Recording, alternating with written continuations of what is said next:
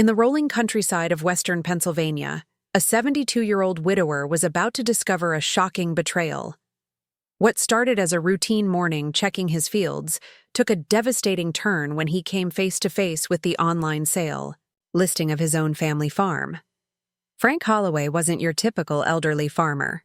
For 4 generations, his family had worked the same 150 acres, known for their steadfast commitment to the land that had sustained them through wars, depressions, and personal tragedies. When he encountered the unexpected phone call from his neighbor Bill mentioning the real estate listing, he had no idea he was uncovering a scheme orchestrated by his own son and daughter-in-law. Frank's controlled response at their dinner table that evening would lead to a family conflict that threatened generations of heritage. What began as a simple betrayal would become a profound examination of what truly constitutes wealth, legacy, and family.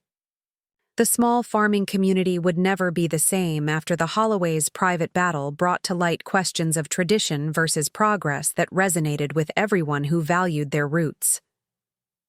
Before we jump back in, tell us where you're tuning in from, and if this story touches you, make sure you're subscribed, because tomorrow I've saved something extra special for you. Frank Holloway's boots left shallow impressions in the dew-laden grass as he crossed the eastern pasture. The morning sun stretched his shadow long across the land that had borne his family name for 4 generations. He paused at the fence line, his weathered hands gripping the worn wood as he surveyed the rolling hills of his 150-acre farm.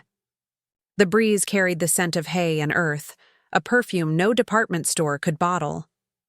Another day above ground, he muttered to himself, the phrase a habit formed since Martha's passing 3 years ago. Speaking aloud to the empty air had become his way of pushing back against the silence that had settled over the farmhouse. The Jersey cows, just 8 now, down from the 32 they'd maintained in better years, grazed lazily in the distance. Frank whistled, a piercing sound that carried across the field, and watched as several heads lifted in recognition. They knew his call, just as his father's cattle had known his whistle, and his grandfather's before that. Some things remained constant, even as the world changed around them. His lower back twinged as he straightened, a reminder of his 72 years and decades of physical labor. Frank ignored it as he ignored most physical complaints. Acknowledging pain didn't make it go away.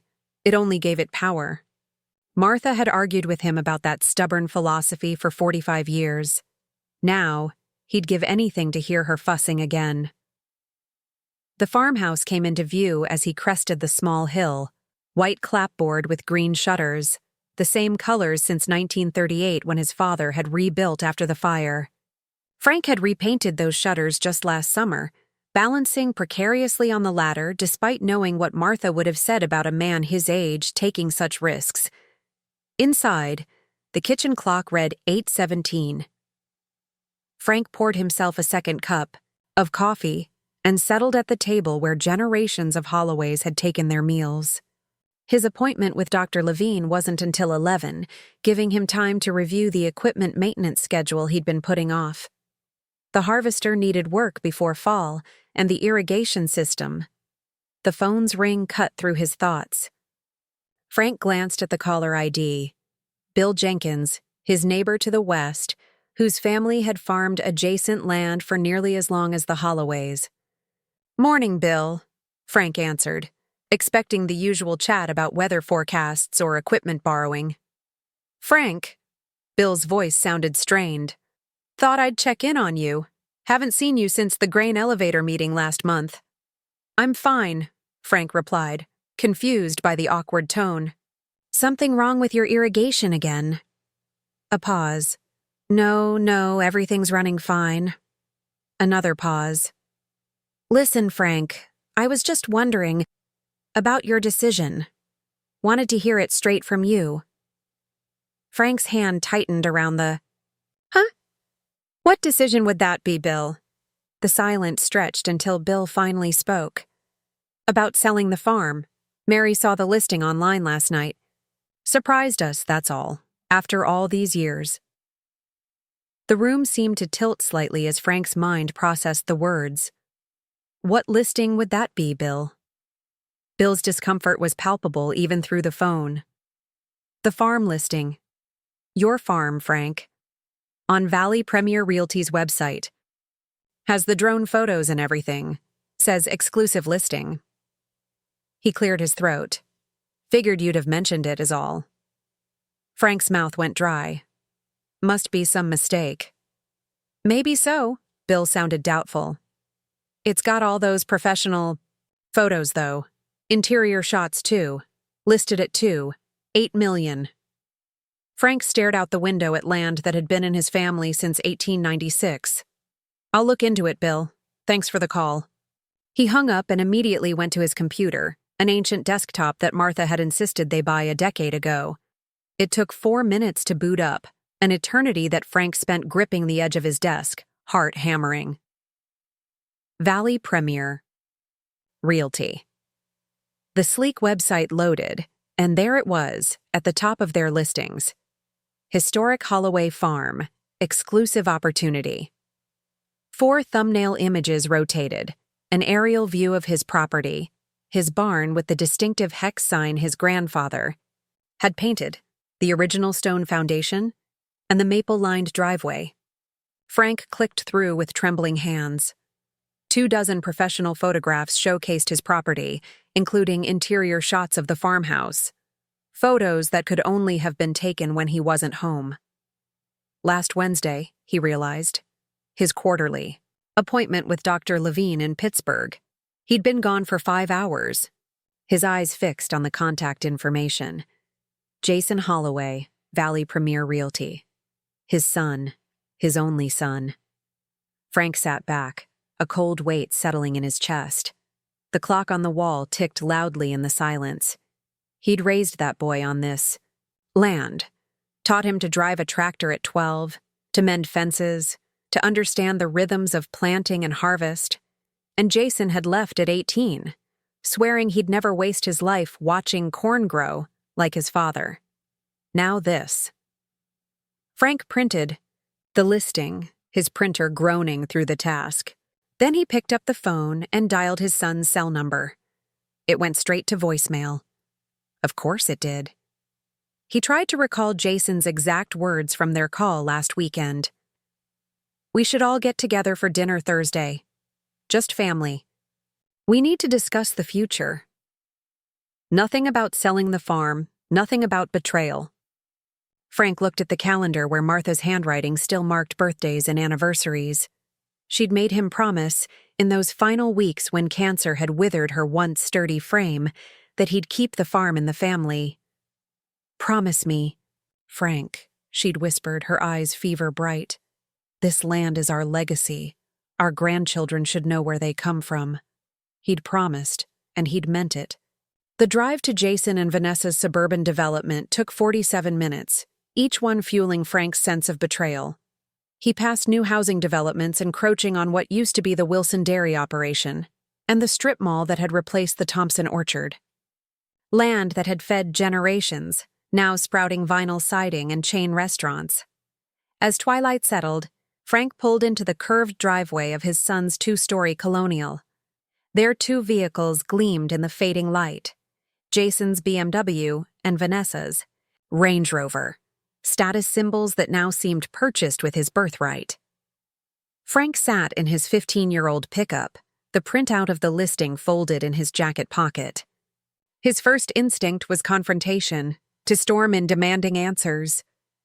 But something held him back. Maybe it was pride, or perhaps a remnant of Martha's influence. She'd always counseled listening before speaking when it came to Jason. He's stubborn. Just like you, she'd say. Give him room to explain himself.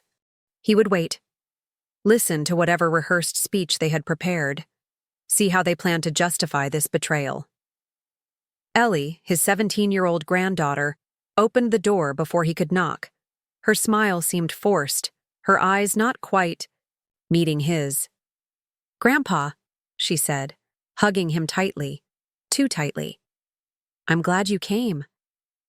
The house smelled of rosemary and garlic. Vanessa was an accomplished cook, something she mentioned frequently, usually in contrast to Martha's simpler farm cooking. Jason appeared from the dining room, dress shirt open at the collar, a glass of red wine already in hand. "Dad!" "Right. On time."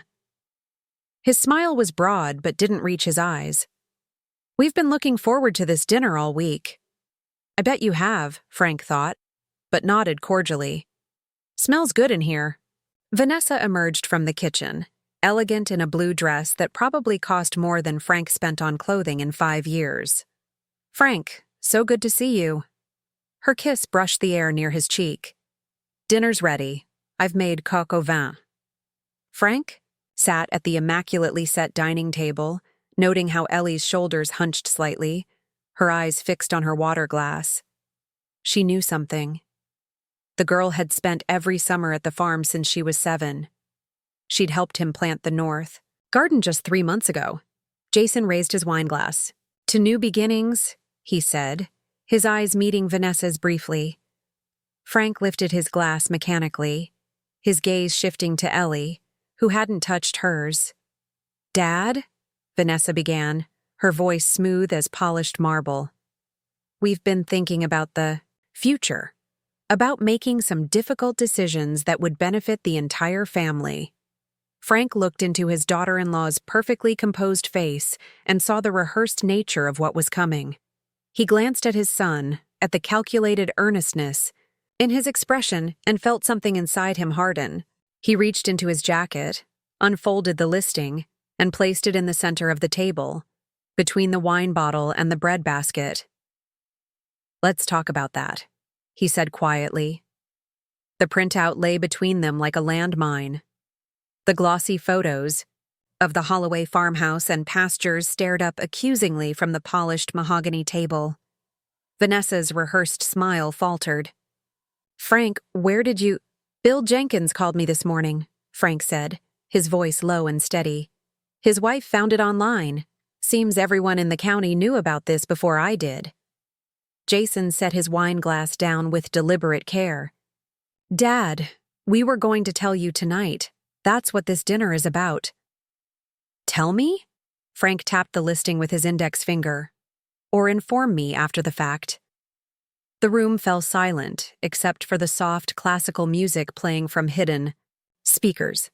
Frank noticed Ellie studying her lap, her fingers twisting the cloth napkin into a tight spiral. "We wanted to present this properly," Vanessa recovered, her voice reclaiming its smooth, practiced tone. "With all the information and benefits laid out clearly."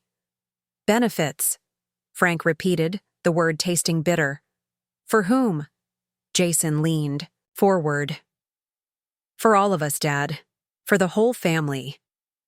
He gestured around the elegant dining room. "You're 72. The farm is too much for one person to maintain. You've been cutting back operations every year. 8 cows and 40 acres of crops instead of what we used to have. So you listed my property without my knowledge." Frank kept his voice level with effort. "My home. Land that's been in our family since before your grandfather was born." "Our family," Jason emphasized. "It's my legacy too, Dad." "A legacy you couldn't wait to escape," Frank shot back. "You haven't set foot in those fields in 25 years except for holiday visits. Never wanted to waste your potential there, remember?" Vanessa placed her hand on Jason's arm, a gesture Frank had seen many times.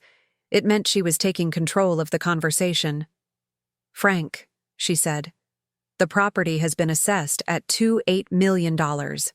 That's a significant asset sitting unused. The market is peaking right now, especially with developers looking for land near Pittsburgh." Frank looked at his daughter-in-law's perfectly manicured nails against the sleeve of his son's dress shirt. Those hands had never pulled a calf or dug potatoes or mended fencing. "Unused?" Frank's voice roughened. "I still farm that land. It still produces. It still matters." "Of course it matters," Jason jumped in. "But be realistic. You're running at a loss. You've been running at a loss for years. The maintenance costs alone." "This isn't about money," Frank interrupted. "But it is." Vanessa countered smoothly. It's about securing your future and ours.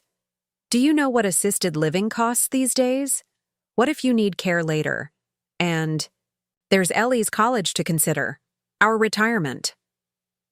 The coq au vin sat untouched, steam no longer rising from the elegant serving dish. So you're selling my farm for my own good, Frank said flatly. How thoughtful. Jason sighed, running, a hand through his hair. A gesture so like Martha's that it made Frank's chest ache.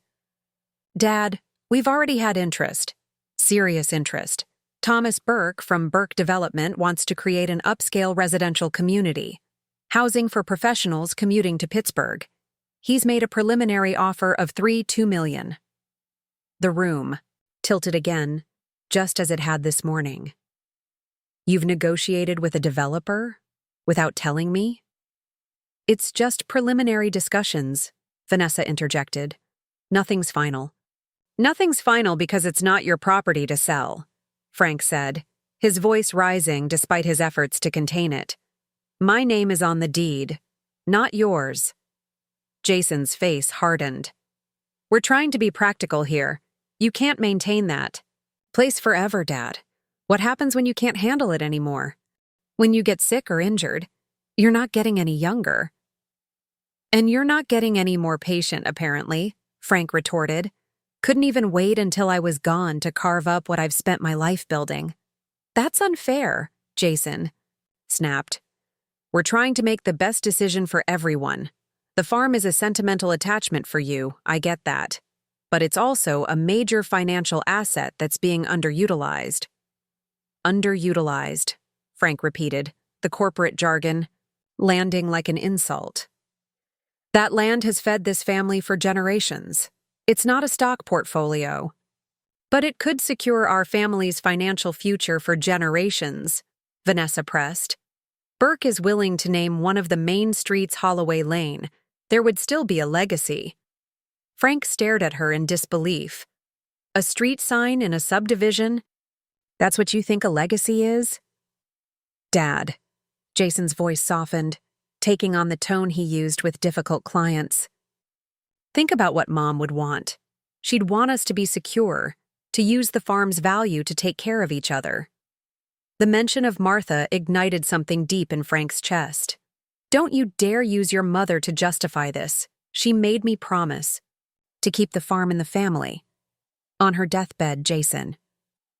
And it will still be in the family, Jason countered, just converted to a more practical form. Frank looked at his son, this stranger in expensive clothes who spoke of practical forms and assets and street signs, and felt a wave of grief more acute than anger. Your mother and I raised you on that land, he said quietly. You learned to walk in those fields. Your grandfather taught you to fish in that pond. How can you sit there and reduce it all to dollars? A flush crept up Jason's neck. Because I live in the real world, Dad.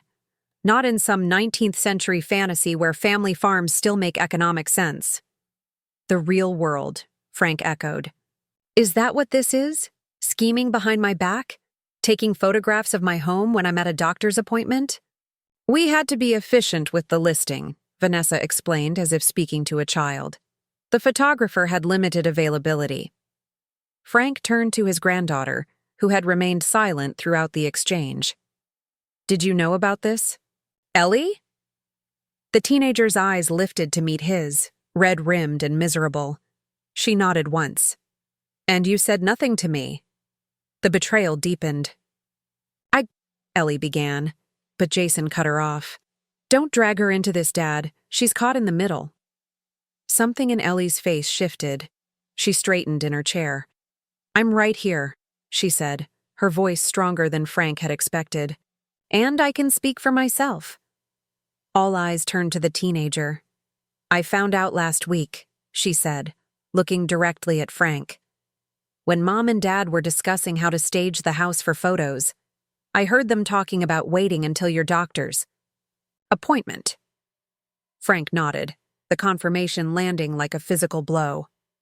I'm the one who told Bill's wife, Ellie continued, her voice gaining strength. I called her yesterday and told her to look at the listing. I knew she'd tell Bill, and Bill would call you." Vanessa gasped.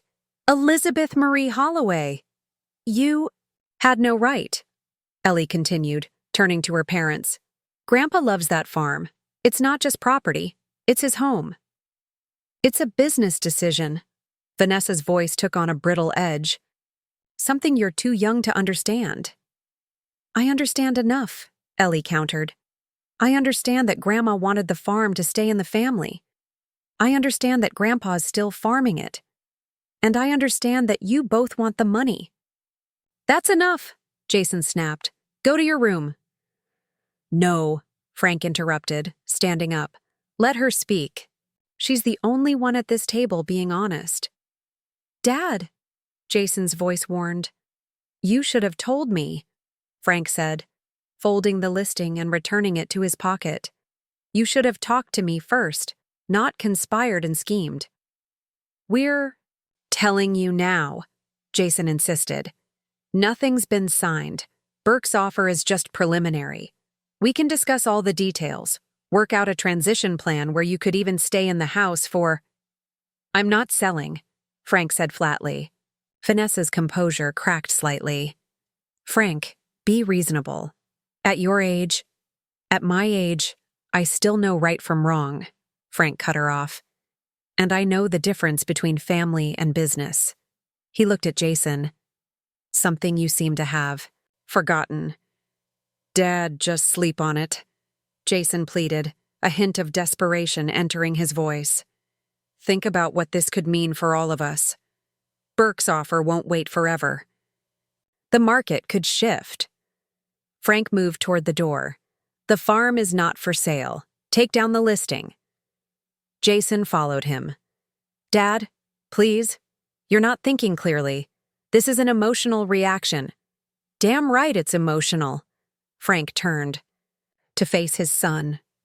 "That land is my life's work, your mother's life's work, your grandparents and great-grandparents before that.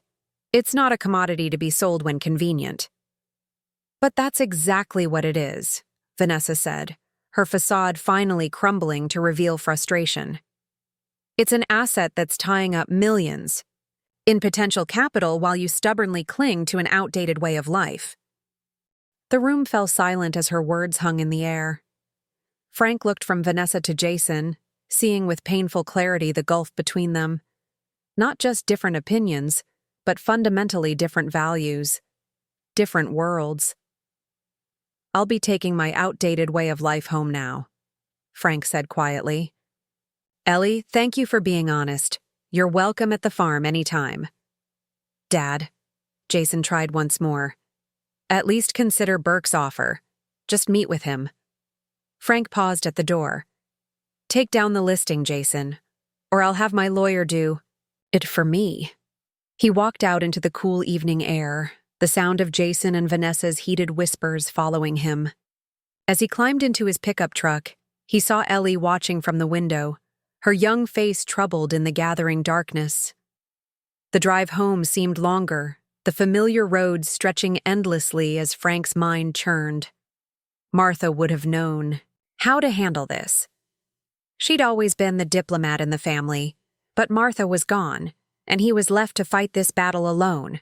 As the lights of town faded behind him and the country darkness enveloped the road, Frank realized he needed information. He needed to know exactly what legal standing Jason might have, what claims could be made on property that had been in the family for generations. Tomorrow, he decided, he would go to the town library and research property law. He needed facts, not just righteous indignation, to protect what was his. What he didn't know, couldn't know, was that this decision would lead him to an unexpected ally in his fight to save the Holloway farm.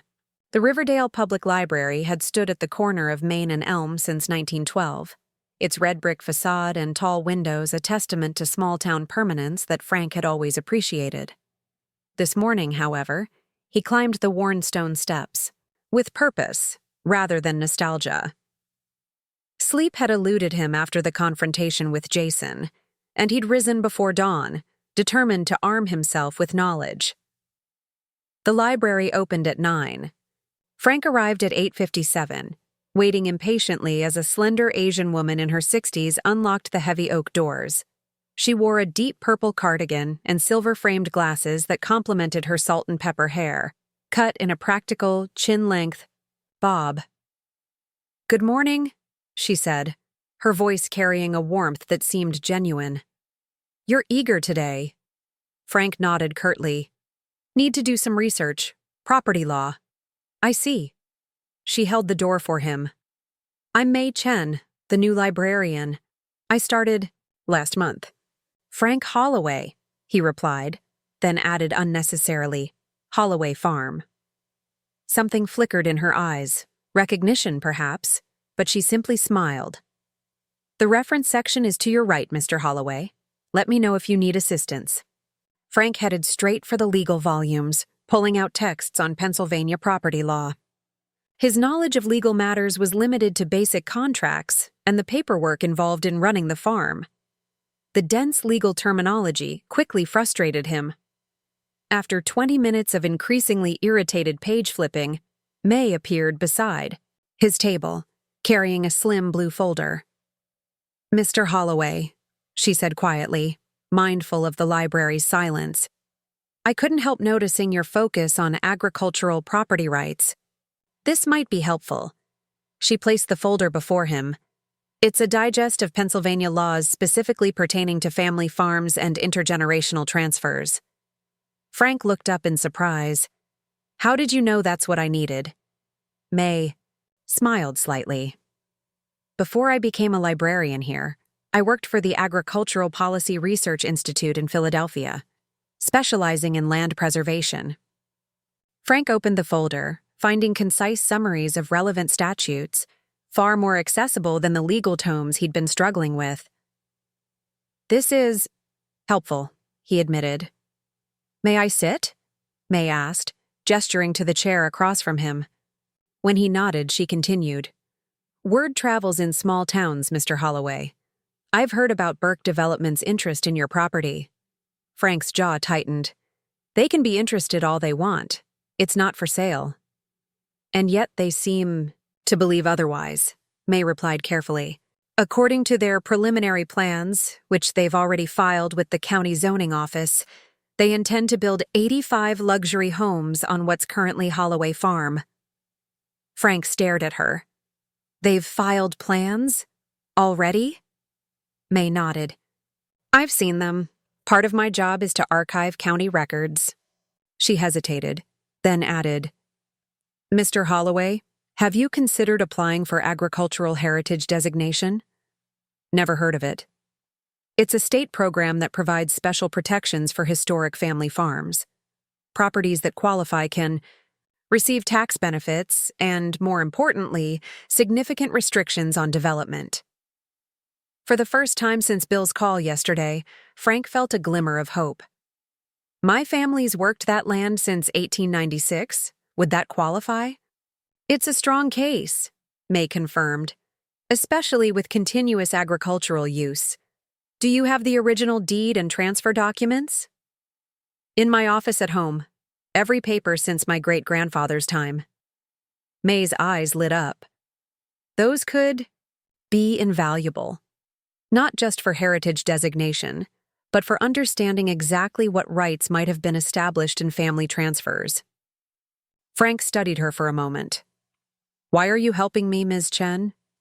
She folded her hands on the table. "I've spent 30 years watching developers swallow family farms and historical sites. Once they're gone forever." Her voice softened. "My late husband and I restored a historic vineyard in California before he passed. I understand what land means beyond its market value." Something in her expression, a quiet determination tinged with personal understanding, resonated with Frank. He'd expected to fight this battle alone, but here was someone who actually comprehended what was at stake. "I appreciate the help," he said gruffly. "Let me make copies of these key statutes for you," May offered, gathering several pages from the folder. "And if you'd be willing to show me those historical documents, I might be able to identify potential protections specific to your situation. By early afternoon, Frank returned to the farm with a file of information and, more surprisingly, Mei Chen's phone number. She'd offered to visit that weekend to review his family papers, an offer he'd accepted after only brief hesitation. As he pulled into his driveway, he was startled to see Ellie sitting on his porch steps, a backpack beside her. School wouldn't be out for another hour. "Ellie, everything okay?" he asked, climbing from the truck. His granddaughter stood, her expression a mixture of defiance and vulnerability that reminded him powerfully of Martha in her younger days. "I skipped last period," she admitted. "Had a fight with Mom and Dad this morning about last night. They said I betrayed the family by telling Mrs. Jenkins about the listing." Her chin jutted forward. "I told them they betrayed you first." Frank felt a surge of both pride and concern. "Your parents know you're here?" "I texted Mom I was going to a friend's to study." She looked down. "Not technically a lie. You're my friend, and I'm here to study farm history." She reached into her backpack and pulled out a folder. "My environmental science teacher, Mr. Lehman, says our farm has one of the last undisturbed wetland areas in the county. It's ecologically significant." She thrust the papers toward Frank. He said that might help stop development. Frank took the folder, touched by her determined "our farm" and the fire in her eyes. Not just Jason's daughter in this moment, but a Holloway through and through. "Come inside," he said. "Got some things to show you, too." As they headed toward the house, a delivery van approached. The driver handed Frank an envelope bearing the Burke Development logo, requiring his signature for receipt. "Formal offer," the driver explained before departing. Frank tossed the unopened envelope onto the kitchen table. Vultures don't waste time. He'd just begun showing Ellie the materials May had prepared when Sheriff Carol Winters's patrol car pulled into the driveway. The sheriff, a sturdy woman in her 50s with a no-nonsense manner, had known Frank since she was a girl buying eggs from Martha at the farmer's market. "Frank," she greeted him on the porch, declining his offer to come inside. "Just checking. Heard there might be some family disagreement about the property." Frank frowned. "Word travels fast. Burke's people have been talking to the county commissioners about infrastructure for their development. Roads, water lines." She sighed. "Thought you should know they're moving as if it's a done deal." "It's not," Frank said firmly. Carol nodded. "Good to hear. This place means something to a lot of folks around here, not just you." She glanced toward her car. "Officially, I'm neutral on private property matters. Unofficially." She lowered her voice. "My daddy used to say your father grew the best sweet corn in 3 counties. Some things shouldn't change." After she left, Frank stood on the porch, a strange feeling displacing some of his anger and hurt. He wasn't alone in this fight. May with her legal knowledge, Ellie with her passionate determination, even Carol with her quiet support. Allies were emerging where he least expected them. By evening, Frank, May, who had come directly from the library at Ellie's excited call, and Ellie had spread documentation across his cluttered office. Family photographs, deeds, transfer papers, and tax records formed a paper timeline of the Holloway legacy. "This is fascinating," May murmured, carefully examining the original deed. "And potentially very helpful for our case." "Our case?" Frank repeated, catching her choice of words. May looked up, a slight flush coloring her cheeks. "Figure of speech." Ellie pointed to a clause in the 1962 transfer from Frank's father. "What does this part mean about conditional transfer predicated on agricultural continuity?" May leaned closer. "It means your grandfather included a condition when he transferred the property to your father. The farm had to remain in agricultural use. That would apply to any future transfers, too," Frank realized, "including to Jason." May nodded slowly, "which means if Jason were to inherit and then develop the property, he'd be violating the terms of transfer," Frank finished, hope rising in his chest. Their revelation was interrupted by the distinctive sound of tires on gravel, a car pulling into the driveway. Frank moved to the window, his stomach tightening as he recognized Jason's BMW, its headlights cutting through the gathering dusk. "It's my father," Ellie said nervously. Frank squared his shoulders. Time to see if he's taken down that listing. Yet. The front door banged open before Frank could reach it. Jason stormed into the hallway, his face flushed with anger. "What the hell did you say to Ellie?" he demanded, then stopped short at the sight of May standing in the office doorway. "Who are you?" "May Chen," she replied calmly, extending her hand. "The new town librarian." Jason ignored her outstretched hand, focusing instead on his daughter. "Ellie, get your things. We're going home." "I'm staying with Grandpa," Ellie replied, her voice steady despite the slight tremor in her hands. "We're researching farm history." Jason's gaze swept over the papers spread across the desk. "Research? Or plotting against your own family?" "That's rich," Frank said, stepping between Jason and Ellie. "Considering what you've been plotting." "I tried calling you all day," Jason said. "The listing's been temporarily suspended like you asked. I came to talk sense into you, and instead I find you've dragged Ellie into this and recruited outside help." He gestured toward May. "Ms. Chen has been kind enough to help me understand my legal rights," Frank replied. "Something I wouldn't need if my own son hadn't gone behind my back." May cleared her throat softly. "Perhaps I should leave you to discuss family matters." "No," Frank and Ellie said simultaneously. "Please stay," Frank added. "You've found something important." Jason's eyes narrowed. "Found what, exactly?" May hesitated, then lifted the 1962 property transfer document.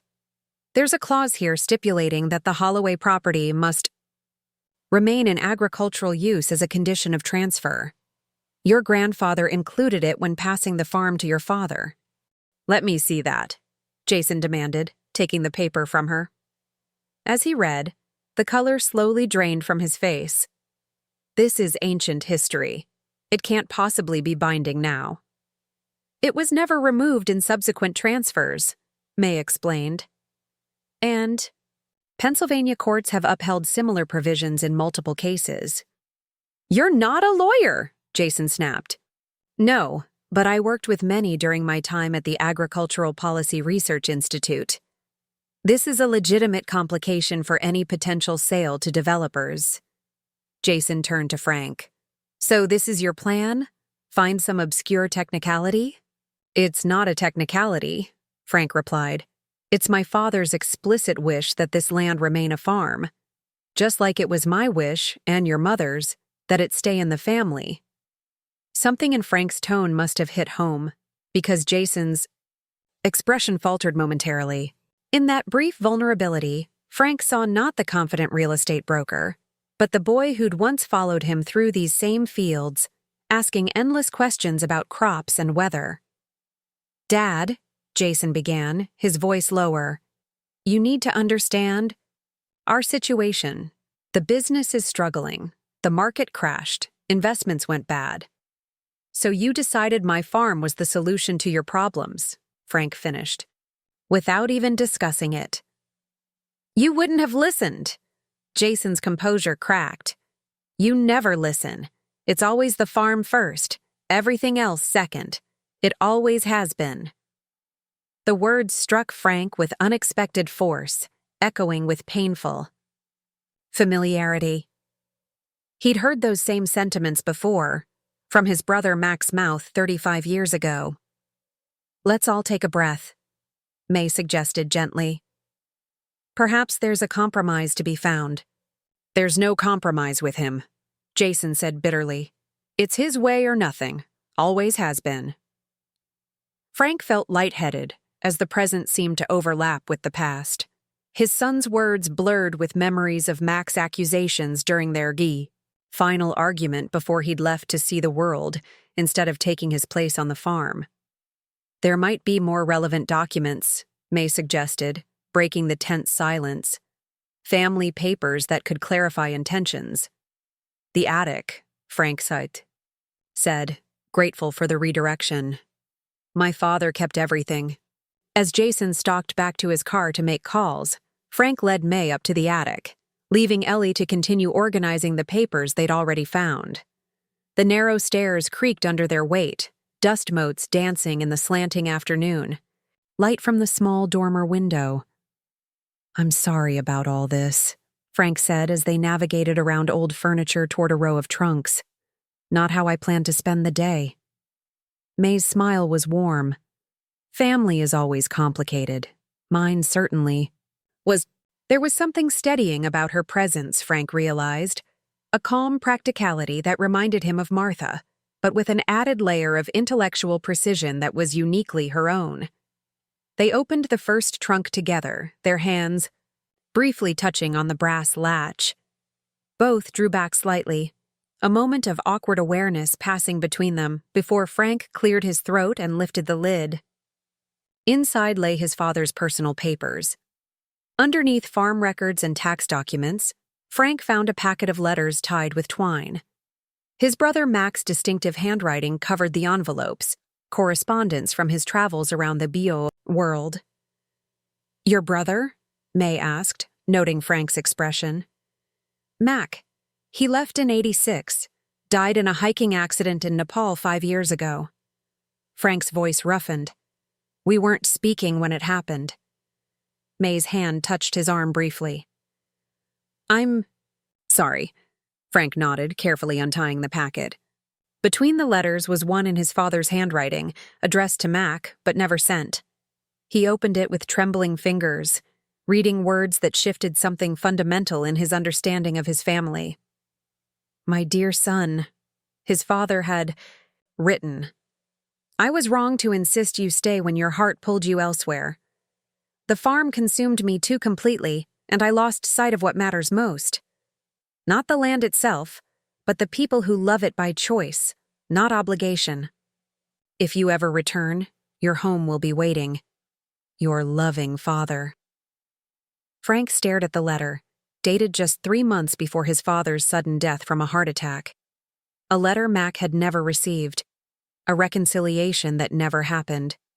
"Frank." May's voice was gentle. "Are you all right?" "He was going to welcome him home," Frank said, his voice thick. "After all those angry words, all that pride on both sides." Something else caught his eye, a folder marked Property Succession. Inside, he found detailed notes in his father's methodical handwriting, including considerations of how to balance the farm's integrity with Mac's different path in life. "I've never seen these," Frank murmured. He was struggling with the same problems. The realization dawned slowly, uncomfortably.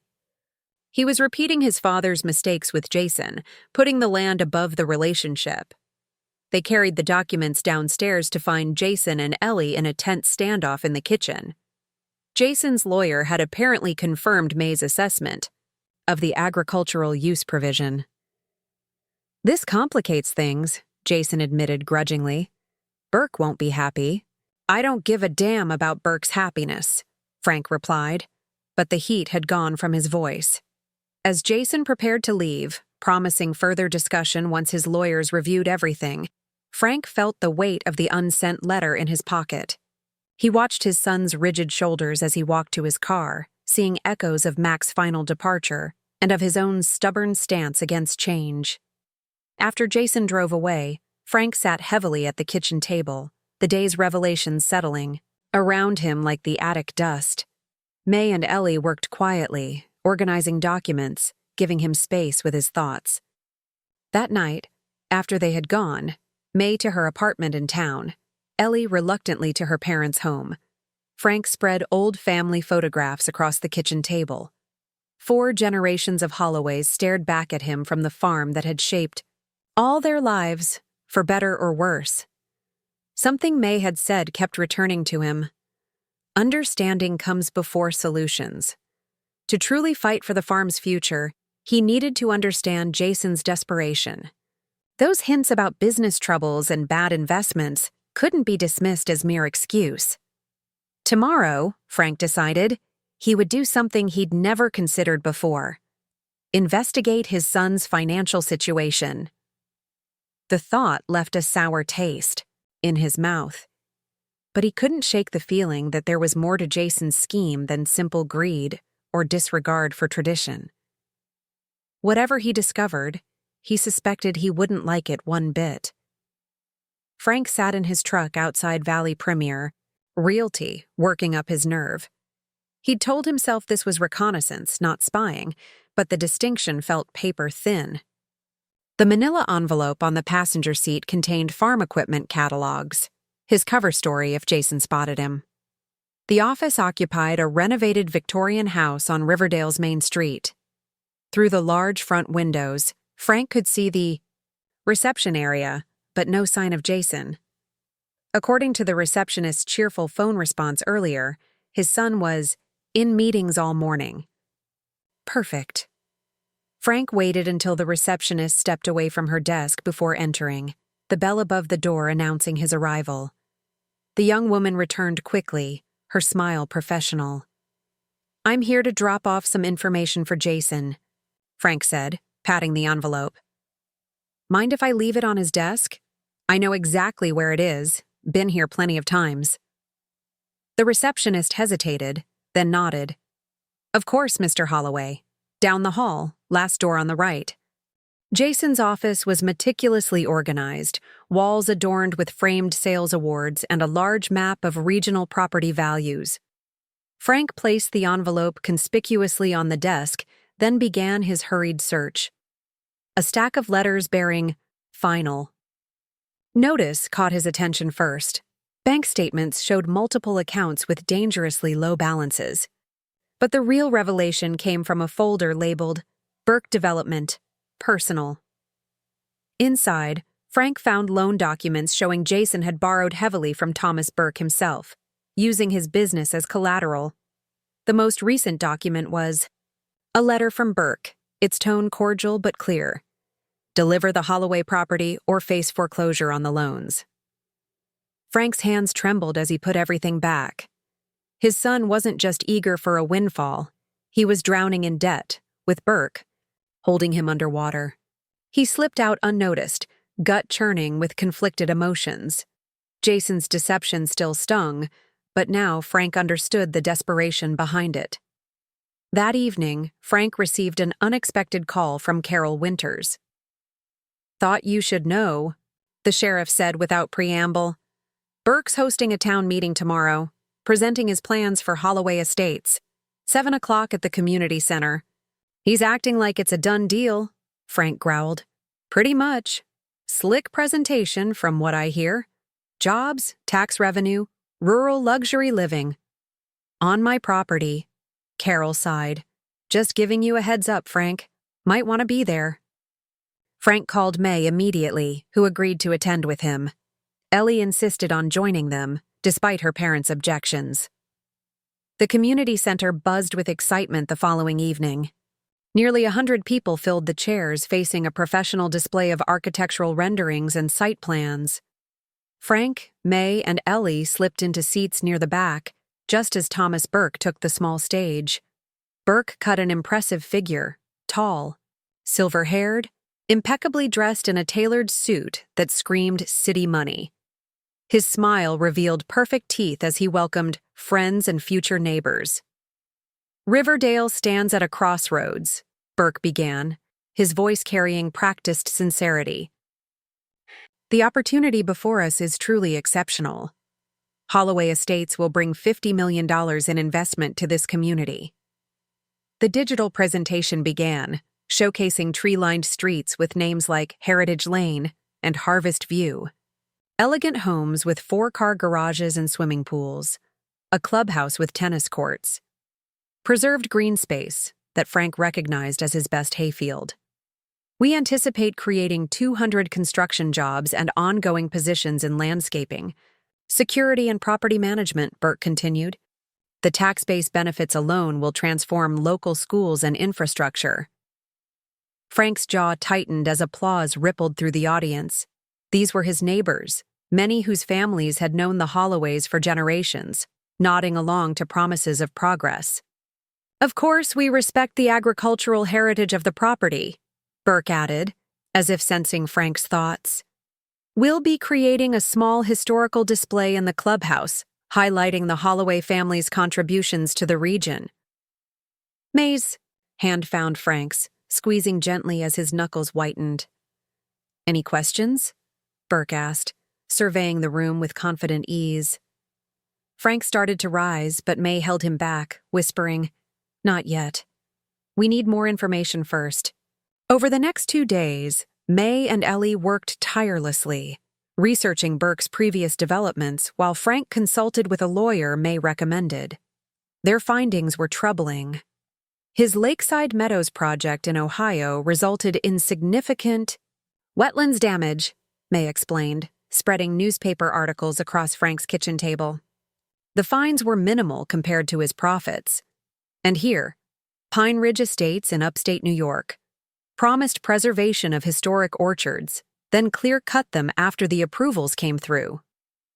Ellie pointed to another document. And Mr. Lehman found this environmental impact study showing contaminated runoff from his Ridge Valley development affecting downstream farms. Frank nodded grimly. "Good work, both of you. My lawyer says we have solid grounds to challenge any sale based on my father's agricultural use provision, but these environmental concerns give us another angle." The conversation halted at the sound of tires on gravel. Through the window, Frank spotted a black SUV pulling up. Thomas Burke had arrived, unannounced and uninvited. "Holloway," Burke called cheerfully as Frank stepped onto the porch. "Thought it was time we met properly." Up close, Burke's confident demeanor had a predatory edge. His handshake was firm to the point of aggression. "Don't recall inviting you," Frank said coldly. "Just being neighborly," Burke replied, his smile never reaching his eyes. "Beautiful property you have here. I can see why it's been in your family so long." He gazed across the fields with appraising eyes. "Though I imagine it's becoming quite a burden at your age." "Not particularly," Frank replied. "Been managing just fine for 50 years. Burke nodded as if humoring him. "I understand. There may be some complications with our arrangement with your son. Legal technicalities. But I'm confident we can work through those." "Not an arrangement I've agreed to," Frank pointed out. "And not a technicality. My father was clear about this land remaining a farm." Something shifted in Burke's expression, a hardening around the eyes, a tightness in his jaw. "Interesting you should mention your father, Harold Holloway, wasn't it? Did you know our families have history?" Frank frowned. "Can't say that I did. My father, Joseph Burke, worked this land in the 50s. Farmhand for your father until Harold fired him without notice or reference. Burke's practiced charm had vanished. Left my family scrambling, nearly homeless. That winter was challenging for us." The revelation caught Frank off guard. He vaguely remembered his father dismissing a worker decades ago. Something about missing equipment and dishonesty. "That's ancient history," Frank said. "Perhaps," Burke conceded, his smile returning like a mask sliding back into place. "But I believe in closing circles, Holloway. This property will make an exceptional development. The fact that it's your family's legacy, well, that's just a satisfying detail." The naked hostility in Burke's tone made his intentions clear. This wasn't just business. It was personal. "You should leave," Frank said quietly. Burke shrugged. "For now. But I'll be back one way or another. Your son is in a very difficult position, one that only I can resolve. Consider that before you continue obstructing progress." After Burke left, Frank found Sheriff Winters parked at the end of his driveway. "Saw his car headed this way," she explained. "Wanted to make sure everything was civil." "Civil enough," Frank replied. "But it seems Burke has a personal grudge." Carol sighed. He's been making calls to county commissioners, suggesting you're harassing him. Just watch yourself, Frank. He's got influence. The following morning, Frank spotted Burke and two men with surveying equipment along his eastern property line. When he confronted them, Burke merely waved a paper authorizing a preliminary environmental assessment signed by a county official Frank had never heard of. As Burke's team departed, Frank watched their vehicles disappear down the road, anger mixing with resolve. Burke's personal vendetta made him far more dangerous than a mere opportunistic developer. This wasn't just about money anymore. It was about revenge. Frank pulled out his phone and scrolled to Vanessa's contact information. If Jason was truly under Burke's thumb financially, perhaps his daughter-in-law didn't know the full picture. It was time for a direct conversation, without Jason present, to understand if she fully grasped what was driving her husband's desperate actions. As Frank dialed, he wondered what other secrets might surface before this battle was over. Vanessa's real estate office occupied the newest building in Riverdale's business district, a sleek glass and steel structure that stood in stark contrast to the century-old storefronts surrounding it.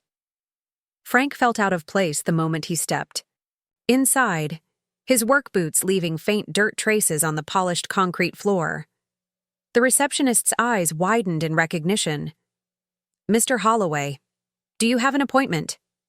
"Tell Vanessa her father-in-law is here," Frank replied, settling into a minimalist chair that provided more style than comfort.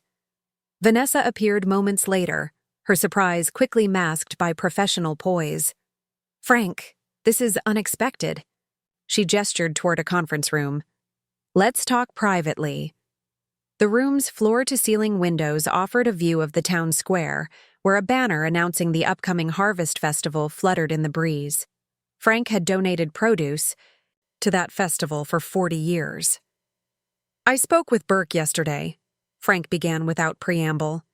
"Seems he's holding some significant loans over Jason's head." Vanessa's carefully composed expression faltered momentarily. "Thomas has been a valuable business partner. The real estate market downturn hit everyone hard." "Partner or predator?" Frank challenged. "Did you know he has a personal vendetta against our family?" "That's ridiculous," Vanessa scoffed, but her fingers tapped nervously against the glass table. "This is strictly business." "Is it?" "Because Burke made it pretty clear he's enjoying the idea of turning the Holloway farm into a playground for the wealthy." Frank leaned forward. "What exactly does he have on Jason that's made him so desperate?" The question hung in the air as Vanessa visibly calculated her response. "Jason invested heavily in a commercial development that failed," she finally admitted. "Burke helped cover the losses with private loans. We've extended our credit to the breaking point." Her composure cracked slightly. "Do you understand what bankruptcy would mean for us, Frank? For Ellie's future? For everything we've built?" "So you decided my farm was the solution," Frank said. "Your farm is an underutilized asset," Vanessa replied, regaining her professional tone. "And yes, I pushed for this solution. Because I protect my family's interests. By sacrificing mine. By being practical," she countered. "Jason was reluctant at first. He has more sentiment for that property than he lets on.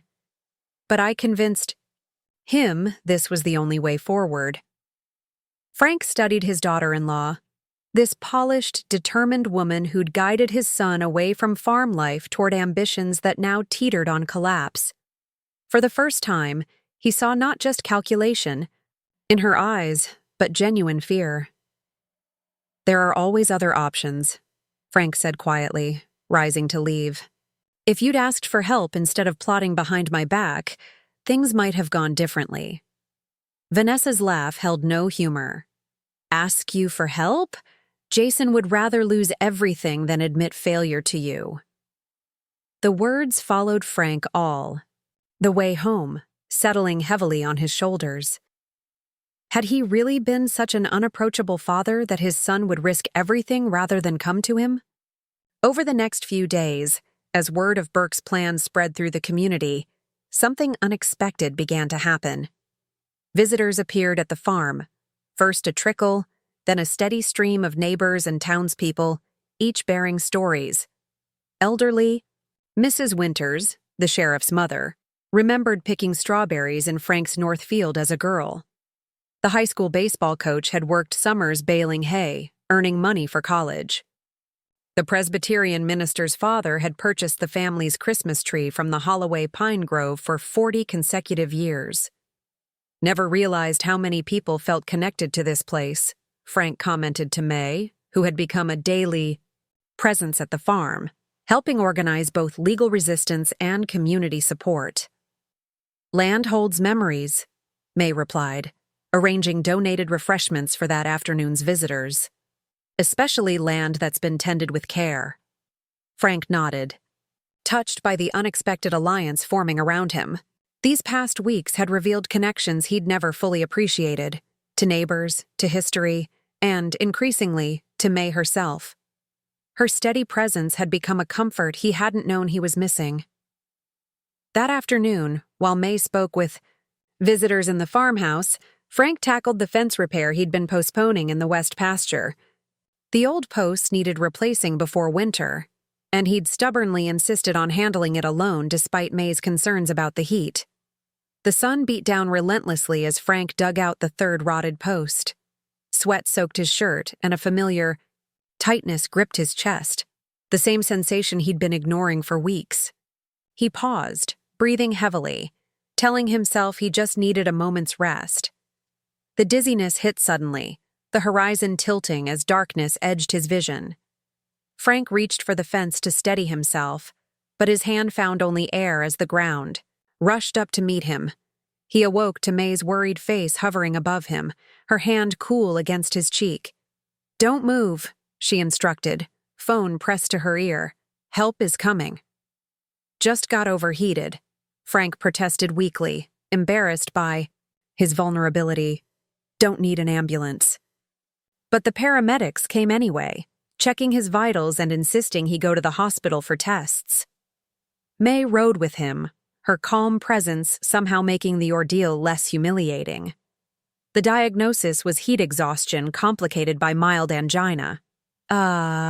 Warning, not a crisis, according to Dr. Levine. But one you should heed, Frank. Jason arrived at the hospital in a flurry of controlled panic, having been called by May despite Frank's objections. "This is exactly what I've been worried about," Jason insisted after the doctor left. "You living out there alone, pushing yourself too hard. What if May hadn't found you?" "I'm fine," Frank insisted. "Just need to be more careful about working in the heat." "You need to be realistic," Jason countered. "This farm situation isn't just about property values or family history. It's about your health and safety." Frank glared at his son. "Don't use this to push your agenda." "It's not an agenda, it's concern," Jason snapped back, the familiar tension rising between them. "Why is it so impossible for you to admit you might need help?" May stepped between them with quiet authority. "This isn't helping Frank's recovery. Perhaps we should continue this conversation another time." Jason left reluctantly, promising to return the following day. Frank was discharged with strict instructions to rest and avoid strenuous activity, orders he found deeply frustrating. Back at the farmhouse, Frank discovered Ellie had brought several classmates to document the property's natural features. They'd cataloged bird species, mapped the wetland area, and photographed native plants, ammunition for the environmental preservation argument. "We found a nesting pair of red-shouldered hawks," Ellie reported proudly. "They're protected under the Migratory Bird Treaty Act. Mr. Lehman says that could complicate any development approval." Frank nodded, touched by his granddaughter's determined efforts but too exhausted to engage fully. May noticed his fatigue and gently shooed the teenagers away, promising they could continue tomorrow. That evening, as sunset painted the fields, in gold and amber, Frank and May sat on the porch swing that had held generations of Holloways. The farm stretched before them, peaceful in the fading light. I've always handled everything myself, Frank said after a long silence. Martha's illness, the farm struggles, all of it. Asking for help feels like failure? May suggested gently. Frank nodded. Weakness, at least. My husband was the same way, May replied, her voice softening with memory. Chen was diagnosed with pancreatic cancer and still insisted on maintaining our vineyard himself.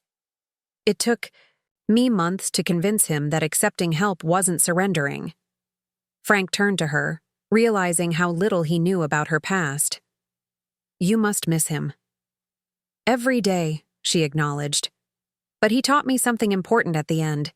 He said, May, I wasn't preserving this land just for myself. I was protecting it for us, for the future, for whoever would love it next. Ma? Her hand found his in the gathering dusk, warm and steady. What are you really fighting for, Frank? Is it just about keeping what's yours? Or is it about what this place means? To the community, to Ellie, to everyone who's shared their memories? With you? Frank's throat tightened with emotion. Both, I suppose. It's my life's work, but it's also a trust. Something I'm responsible for passing along intact. May nodded, understanding in her eyes. Then perhaps accepting help isn't weakness. It's acknowledging that this land matters beyond just one person's claim to it. In the comfortable silence that followed, their shoulders touched, then leaned against each other. Frank felt something shift inside him, a door opening to possibilities he hadn't considered since Martha's passing. Not replacing her, but perhaps finding a new kind of companionship in this unexpected ally. The moment was interrupted by Jason's car pulling into the driveway. His expression was grim as he approached the porch, a manila envelope in his hand. Dad, he said without greeting. My lawyer filed papers this morning. Given your health situation and our family's vested interest, we're petitioning for partial ownership based on verbal promises you made years ago about my inheritance. He placed the envelope on the porch railing. I didn't want it to come to this, but you've left me no choice. As Jason drove away, Frank realized the family conflict had reached a breaking point.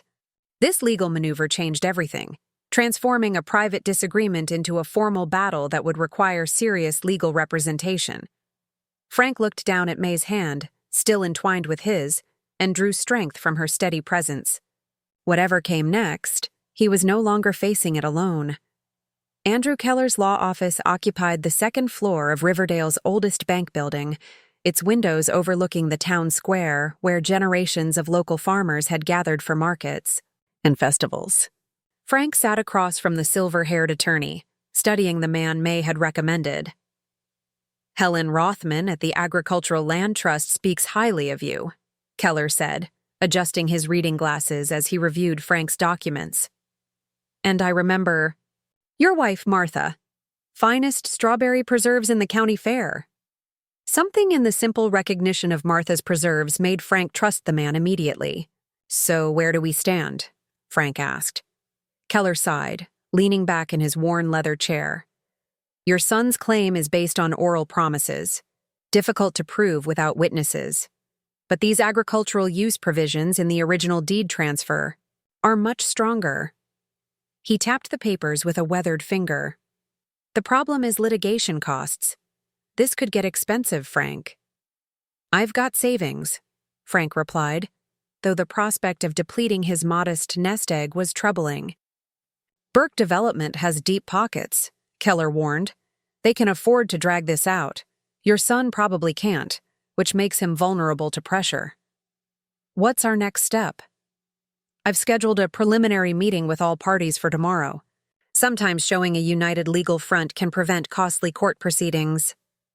The following day's meeting brought them all together in a sterile conference room at the county courthouse. Frank and Keller, Jason with his attorney Davis, and Burke with his legal team of 3 immaculately dressed lawyers.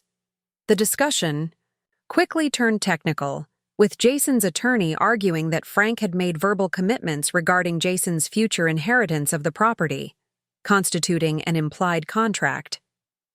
Keller countered by emphasizing the agricultural use provisions that would prevent the type of development Burke envisioned, regardless of who owned the land.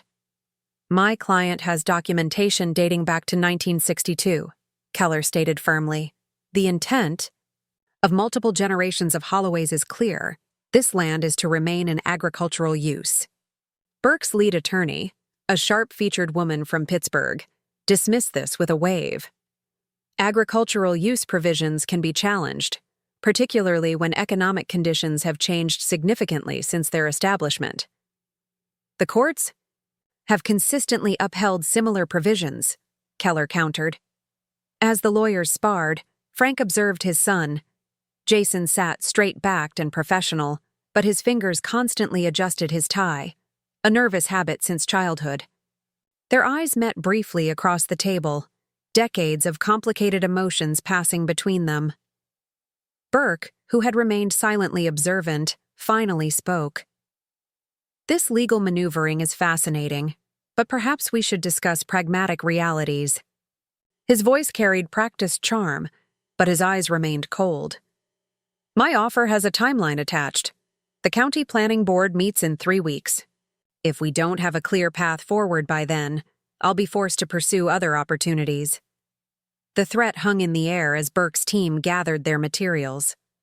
I suggest you Holloways work out your differences quickly, he added, nodding to his attorneys to follow him out. As they left, Davis pulled Jason aside, their hushed conversation becoming increasingly animated. Frank overheard fragments. Foreclosure imminent, and no extensions. Keller looked satisfied as they departed. Burke's lawyers know their position is weaker than they're admitting. The agricultural use provision is solid. But expensive to defend, Frank noted. True, Keller admitted. Though winning isn't always about outlasting the other side. Sometimes it's about making the fight too costly for them as well. 3 days later, as an early autumn storm swept across the farm, Frank woke to the sound of his phone ringing, urgently. Grandpa! Ellie's voice was tight with panic. Something's wrong with the irrigation system in the lower field. There's water everywhere. Frank dressed hurriedly, calling May as he headed out to investigate. The scene that greeted him was alarming. The main irrigation line had ruptured where it crossed the creek, water gushing from a jagged break in the pipe. The creek was already swollen from overnight rain, and the added pressure from the broken line threatened to flood the lower 20 acres where his best corn grew. May arrived as Frank was assessing the damage. This wasn't an accident, she observed, pointing to marks along the pipe. Someone deliberately damaged it. Burke, Frank muttered, recalling the man's veiled threats. Or someone working for him, May agreed grimly. Should we call the sheriff? Frank shook his head. No time. Need to stop this flooding first. He pulled out his phone. Going to need help, though. To his surprise, Jason answered immediately and, hearing the situation, promised to come right away. Within 30 minutes, his BMW pulled up alongside Frank's truck, followed by Vanessa's Range Rover with Ellie inside. Jason surveyed the damage, already rolling up his sleeves.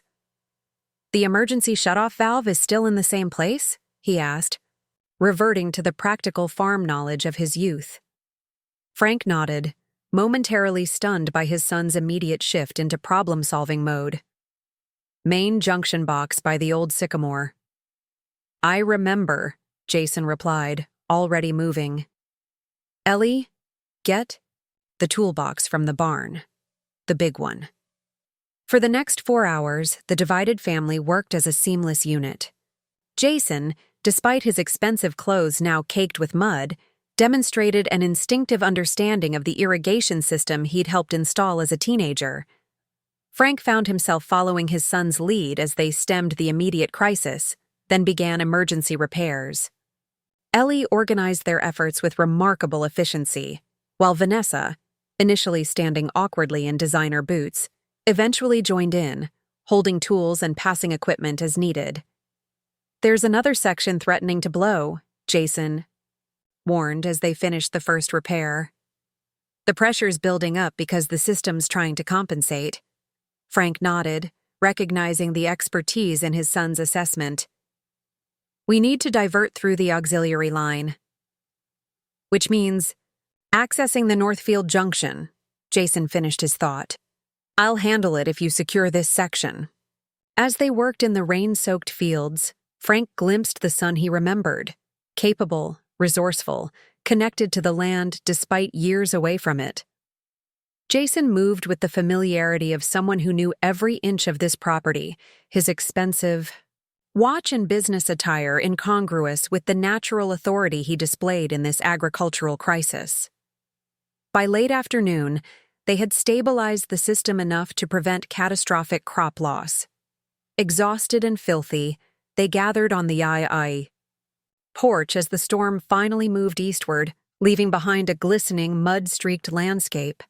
Someone deliberately sabotaged that line, Jason said quietly, accepting the coffee May offered. The cut was too clean, too precisely placed. Burke? Ellie suggested. Possibly, Jason admitted. He's been insistent about moving forward. Quickly. Insistent or threatening? Frank asked. A flash of vulnerability crossed Jason's face. Both.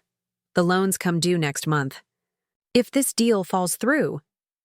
He didn't finish the sentence. Vanessa, who had remained largely silent, suddenly spoke up. It was enlightening to see this place through different eyes today. She glanced at her daughter, whose passionate defense of the property had clearly affected her. I've always viewed the farm as just land, an asset. But watching Ellie, seeing how she connects with this place, she shook her head. Perhaps I've been too quick to dismiss its importance beyond monetary value. As the golden light of late afternoon broke through the clouds, casting long shadows across the fields they'd just saved together, Frank studied his son sitting beside him on the porch steps. Despite their legal battle, they'd worked in perfect harmony today, their shared knowledge of the land transcending their disagreements. You still know this place, Frank said quietly. Better than I expected.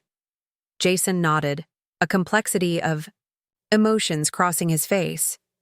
Some things you don't forget, even when you try. In that moment of unexpected honesty, Frank saw a potential path forward that hadn't been visible before. Not a surrender, but a recognition that the farm's future might require a solution that honored both tradition and change, both his stewardship and Jason's needs. Maybe we've been thinking about this all wrong, Frank said slowly, fighting over who owns what, when the real question should be how to preserve what matters while addressing your situation. Jason looked up sharply. What are you suggesting? I'm not entirely sure yet, Frank admitted. But there has to be a middle ground between selling everything to Burke and keeping everything the same. He gestured toward the fields they'd just saved together. This land has supported Holloways for 4 generations. Maybe it's time we found a way for it to support this generation without destroying what makes it special. The idea hung between them, fragile, unformed, but offering the first glimmer of resolution that might preserve both the land and their fractured family relationships. I'm willing to listen, Jason said finally, surprising them both with his openness. If you're serious about finding a compromise. Frank nodded, unexpected hope rising in his chest. I am. Morning mist clung to the lower fields as Frank and Jason walked the eastern boundary of the property. The irrigation crisis had created an unexpected opening for actual conversation, and Frank had suggested this walk to discuss possibilities. They moved in silence initially, each man carefully avoiding the comfortable familiarity that had surfaced during yesterday's emergency. Your mother and I bought this section from the Duncans in '87, Frank said, gesturing toward 30 acres of gently sloping land that bordered the county road. Never been as productive as the rest. Soil's different. Jason nodded. I remember helping clear rocks here. Worst summer job ever. A ghost of a smile crossed Frank's face. You complained the whole time. Because you had me doing it alone while you and Grandpa worked the west field. Frank stopped walking. Is that how you remember it? I had you working alone? Jason shrugged. That's how it was.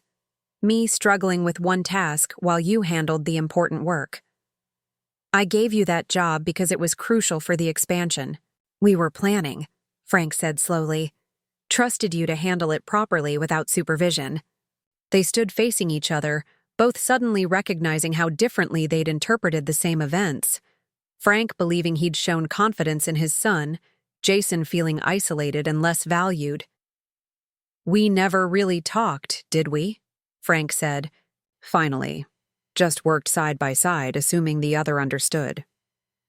And then I left, Jason acknowledged, without really explaining why.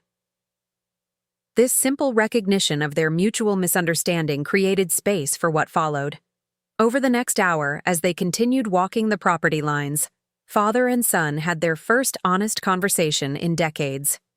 Jason spoke of feeling perpetually measured against the farm's needs, while Frank admitted his inability to express pride in his son's accomplishments beyond agriculture. I didn't know how to relate to the path you chose, Frank confessed. Seemed so far from everything I understood.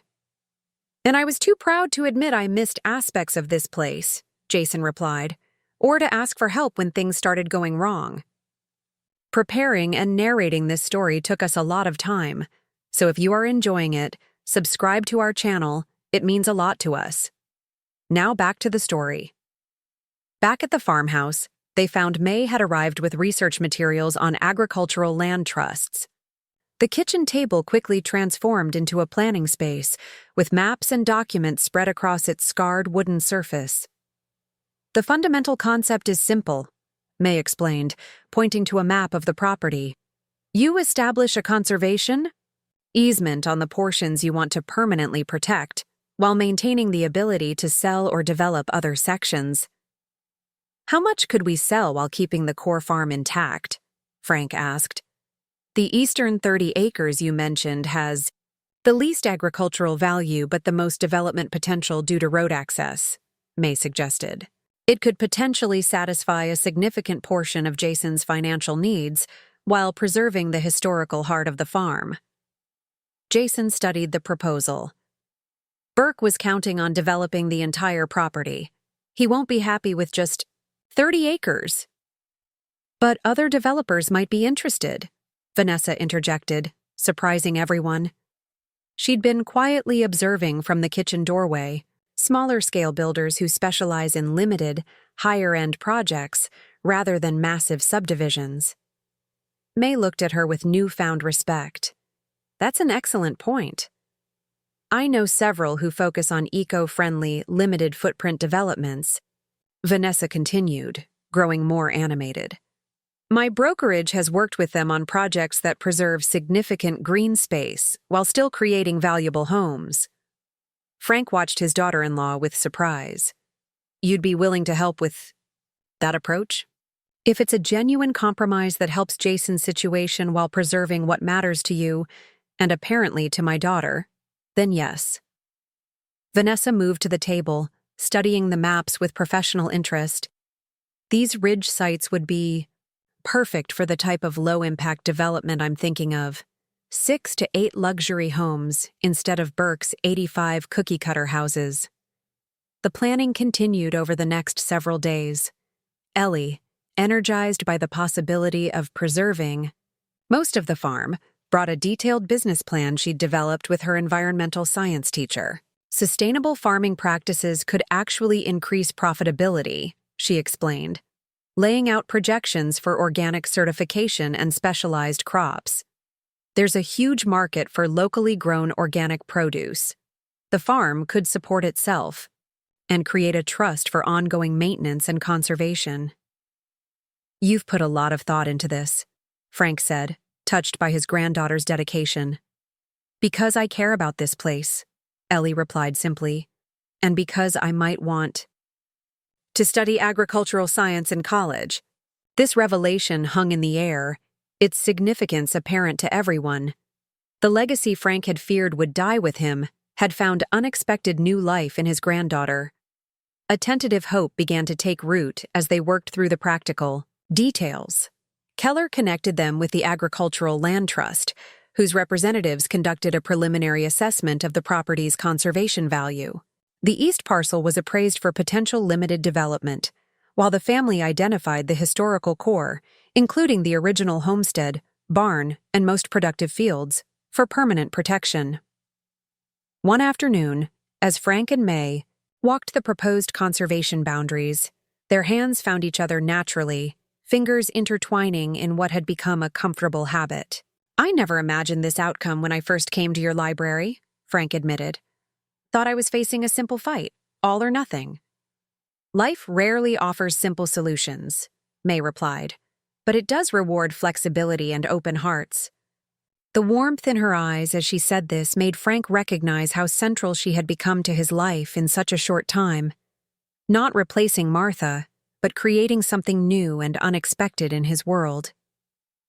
That evening, the extended family gathered around the kitchen table that had served generations of Holloways. Even Vanessa seemed more at ease in the farmhouse, having found common ground with May over conservation approaches.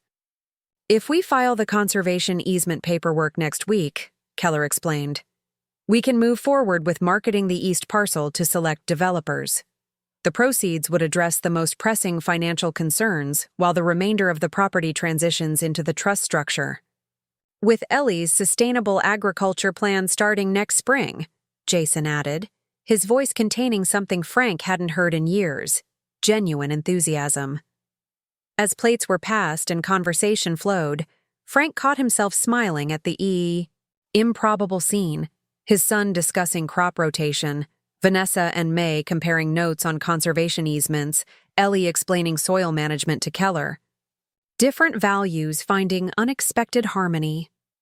The mood shifted abruptly when Sheriff Winters called Frank aside. "Thought you should know," she said quietly. "Burke tried to bribe Commissioner Wilson to block your land trust application. Wilson reported it, but Burke denied everything. He's getting desperate." "Let him try," Frank replied. "We've got the law on our side now." But Burke's desperation proved more dangerous than anticipated. The following day, as the family finalized their plans, Jason received a private call that took him outside for nearly 30 minutes. When he returned, his expression had completely changed, the openness replaced by renewed tension. "Everything okay?" Frank asked cautiously. "Fine," Jason replied, not meeting his father's eyes. "Just a work issue." But Frank recognized the look, the same conflicted expression Jason had worn as a teenager when faced with difficult choices. Something had happened, something significant enough to threaten their fragile progress. That evening, as the others left, Frank found a folded note Jason had left behind on the porch swing. It contained just 3 lines. "Burke made a new offer. Direct to me. Would clear all debts immediately. Meeting him tomorrow to discuss. Don't tell the others yet." Frank stared at the note, understanding the test that lay before his son, and the decision that would reveal what kind of man Jason truly wanted to be. Frank spent a restless night after reading Jason's note, alternating between hope that his son would reject Burke's offer and fear that the financial pressure would prove too great. At dawn, he sat on the porch with a cup of coffee, watching the sun rise over fields that had seen generations of Holloways face their own defining moments. When May arrived at mid-morning, Frank shared Jason's note with her. "Do you trust him to make the right choice?" she asked gently. "I don't know," Frank admitted. "A week ago, I'd have said no. But now—" He shook his head. "The boy I raised is still in there somewhere." May squeezed his hand. "All we can do is be here when he decides." They didn't have to wait long. Shortly after noon, 3 vehicles pulled into the driveway in quick succession: Jason's BMW, followed by Burke's black SUV, and finally Sheriff Winters' patrol car. "This doesn't look good," Frank muttered, moving to meet them. Jason exited his car first, his expression tense but resolved. "Dad, Burke wants to talk to all of us. I called Carol because—" He hesitated. "Because I thought it might be better to have her here." Burke emerged from his vehicle with the confident stride of a man accustomed to getting his way. "Holloway," he nodded to Frank, "thought it was time we had a direct conversation about your son's situation." Sheriff Winters approached with professional caution. "Mr. Burke insisted on coming here. I offered to facilitate to ensure everything remains civil." Frank nodded his thanks to Carol before facing Burke. "Say what you came to say." "Let's go inside," Burke suggested smoothly. "This is a rather delicate matter." The kitchen quickly became crowded as Vanessa and Ellie arrived, responding to Jason's urgent text. May made coffee that no one touched while tension filled the room like a physical presence. Burke remained standing, surveying the gathered family with calculated assessment. "I'll be direct. My previous offer for the entire property stands, with a significant premium if we can close quickly. This resolves all of Jason's financial obligations to me immediately and provides your family with substantial resources." He turned to Frank. "Your alternative, this land trust compromise, may sound appealing, but it leaves significant issues unaddressed." "What issues?" Frank demanded. Burke's smile didn't reach his eyes. "Well, for one, I've had my team conducting a thorough review of Valley Premier Realty's transactions over the past 5 years. He directed his gaze at Jason. "There are several irregularities that could be problematic if regulatory authorities were to examine them closely." The implied threat hung in the air. "Are you blackmailing my son?" Frank's voice was dangerously quiet. "Not at all," Burke replied smoothly, "simply pointing out that Jason's financial troubles might extend beyond what he's disclosed to you." He turned to Jason. "Would you like to tell them, or shall I?" Jason's face had gone pale. His hands gripped the back of a kitchen chair as he visibly struggled with his next words. "I didn't just take loans from Burke," he finally admitted. "There were some transactions, property flips mainly, where I cut corners, skipped inspections, backdated documents." His voice dropped. "The real estate crash wasn't entirely to blame for my situation. I made increasingly desperate choices trying to maintain appearances." Vanessa's sharp intake of breath confirmed this was news to her as well. "Jason, what have you done?" "Nothing. That can't be managed," Burke interjected smoothly. "With my help. The complete purchase of Holloway Farm would provide sufficient funds to resolve everything. The irregularities could remain." "Private?" Sheriff Winters stepped forward. "Sounds an awful lot like extortion to me, Burke." Burke shrugged. "Just business. I'm offering a clean solution to a messy problem." "At the cost of our family's heritage," Frank replied. "A heritage your son clearly doesn't value as you do," Burke countered. "Otherwise, he wouldn't have been so willing to sell it out from under you." "That's not fair," Ellie suddenly interjected. Everyone turned to the teenager, whose face flushed with emotion. "Dad made mistakes, but he's been working on the compromise. He's trying to make things right." Burke's expression hardened slightly. "Admirable loyalty, but naive. Your father needs a complete solution, not half measures." "And you need this property?" Sheriff Winters observed. "Seems like you're awfully determined for someone with plenty of other development opportunities in the county." "Holloway Estates will be the crown jewel of my portfolio," Burke replied. "Or maybe it's personal," Frank suggested. "Like you said yourself, finishing what your father started with mine." A flicker of something cold crossed Burke's face before his professional mask returned. "Ancient history. This is strictly business. Is it?" Sheriff Winters moved to the center of the room. "Because I've been making some calls to colleagues in Ohio and New York where you've developed before. Interesting patterns emerged. Property disputes that mysteriously escalate until owners feel compelled to sell. Accidents and incidents that can't quite be traced back to you. She fixed Burke with a steady gaze. Nothing provable, of course. You're too careful for that. Burke's smile tightened. Careful is what successful people are, Sheriff. No, careful is covering your tracks. Vanessa suddenly spoke up, surprising everyone. I've been researching your developments too, Mr. Burke. The environmental violations, the broken promises to communities, the way you exploit division within families. She moved to stand beside Jason. We may have wanted to sell initially, but I won't be part of anything that destroys this family further. Burke's facade cracked slightly. Your husband doesn't have the luxury of such principles. Not anymore. There are other options, Frank said. Like what? Burke challenged. Your compromise still leaves Jason exposed to significant debt and potential legal issues. Not if I take out a mortgage on my portion of the property, Frank replied quietly. The room fell silent as everyone processed this statement. Dad? Jason looked stunned. The historical core of the farm still has considerable value, Frank continued. If I mortgage it, I can help clear your most pressing debts without selling to Burke. You'd risk your financial security? Jason asked incredulously. At your age? For my son? Frank's eyes held Jason's. Yes. Burke's laugh held no humor. How touching, and completely inadequate. The regulatory issues alone can be addressed through proper channels, Sheriff Winters interrupted. Voluntary disclosure to the Real Estate Commission often results in reduced penalties.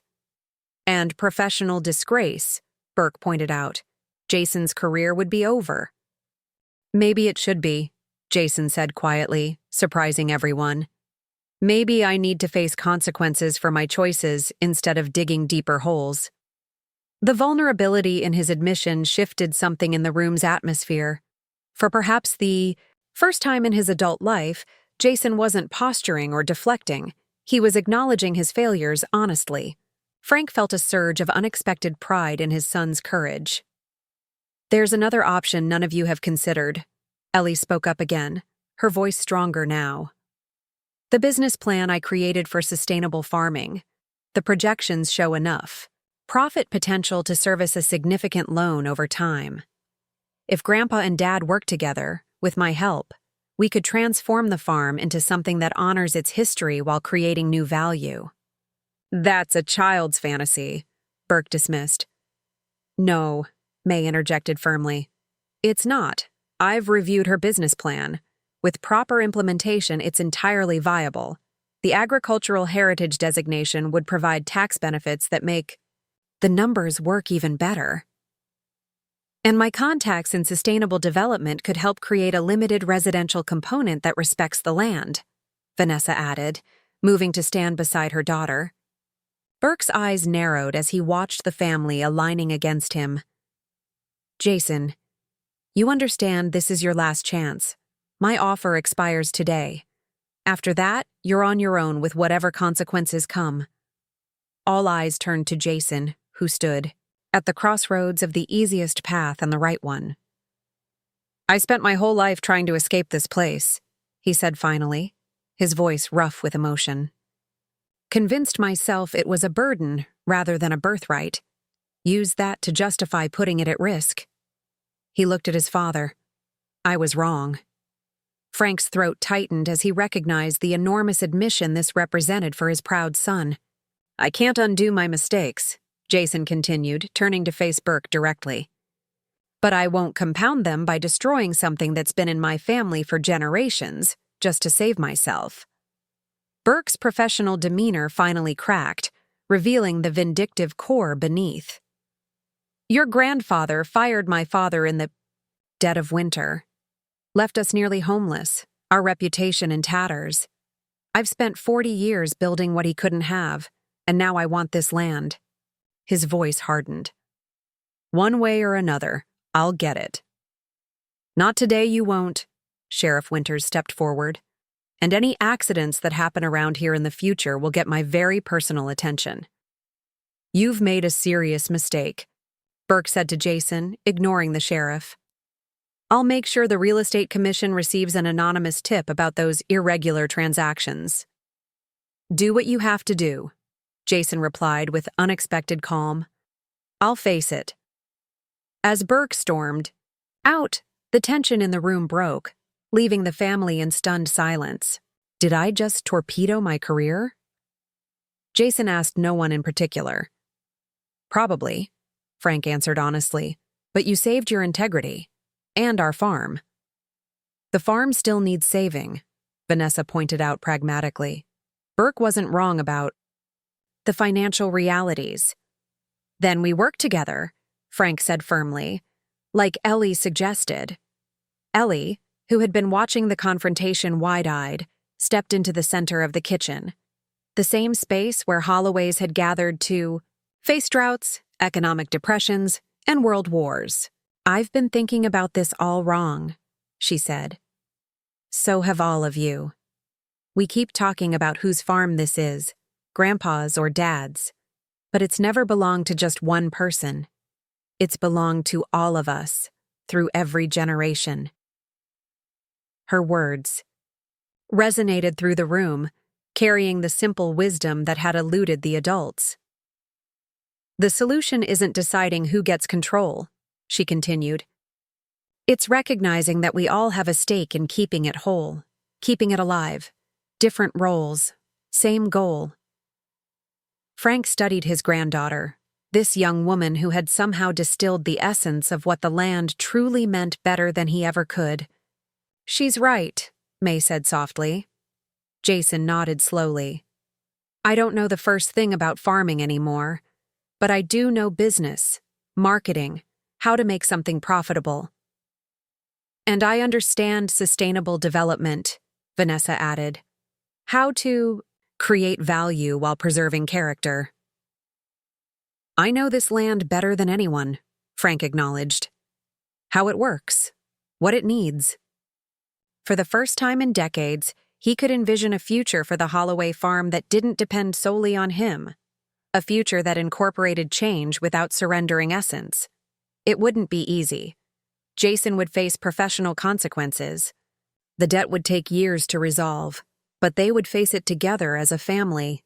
As the impromptu council continued long into the evening, working through practical details and healing old wounds, Frank occasionally caught May's eye across the table. Her smile reflected his own cautious hope that from this crucible of conflict, something stronger might emerge. Later that night, after everyone had gone, Frank drove to the small cemetery where Martha rested alongside generations of Holloways. The moon illuminated the familiar headstones as he made his way to his wife's grave. You always said he'd come around eventually, Frank spoke softly, settling onto the bench beside her plot. Wish you could have seen it, Martha. Our boy finally found his way home, just not the way either of us expected. He traced the engraving on her stone with weathered fingers. I'm going to do something I never thought I would. Mortgage the farm to help Jason. Change how we operate. Let others have a say in its future. He smiled slightly. You'd probably tell me it's about time. A gentle breeze stirred the nearby pine trees, carrying the scent of earth and growing things. And there's May, he continued, feeling slightly awkward. She's important to me now. Different from what we had, but good. He paused. I think you'd like her. As crickets chirped in the darkness, Frank shared the rest of his plans with Martha, finding comfort in the ritual. Whatever happened next would fundamentally alter his relationship with the farm, but perhaps that was as it should be. Land wasn't meant to remain static, but to evolve with those who tended it, like the Holloway family itself. The October sky stretched endlessly blue above the Holloway farm as workers strung lights between the ancient oak trees surrounding the barn. Frank watched from the farmhouse porch, marveling at how much had changed in a single year. The eastern 30 acres now featured the foundations of 7 environmentally designed homes. Not Burke's sprawling subdivision, but a modest development. respectfully tucked against the tree line, preserving the property's views and watershed. "Penny for your thoughts," May said, joining him on the porch swing that had become their evening ritual. Frank smiled, taking her hand naturally. "Just thinking about seasons, endings and beginnings all mixed together." May nodded, understanding as she always did. Their relationship had deepened gradually over the past year, neither rushing nor holding back. Last month, she had finally sold her apartment in town and moved into the farmhouse, bringing her books and calm presence into his daily life. "Hard to believe today's finally here," she said. "You've been planning this harvest celebration for months." "First real harvest we've had in years," Frank replied. "Seems right to mark it properly."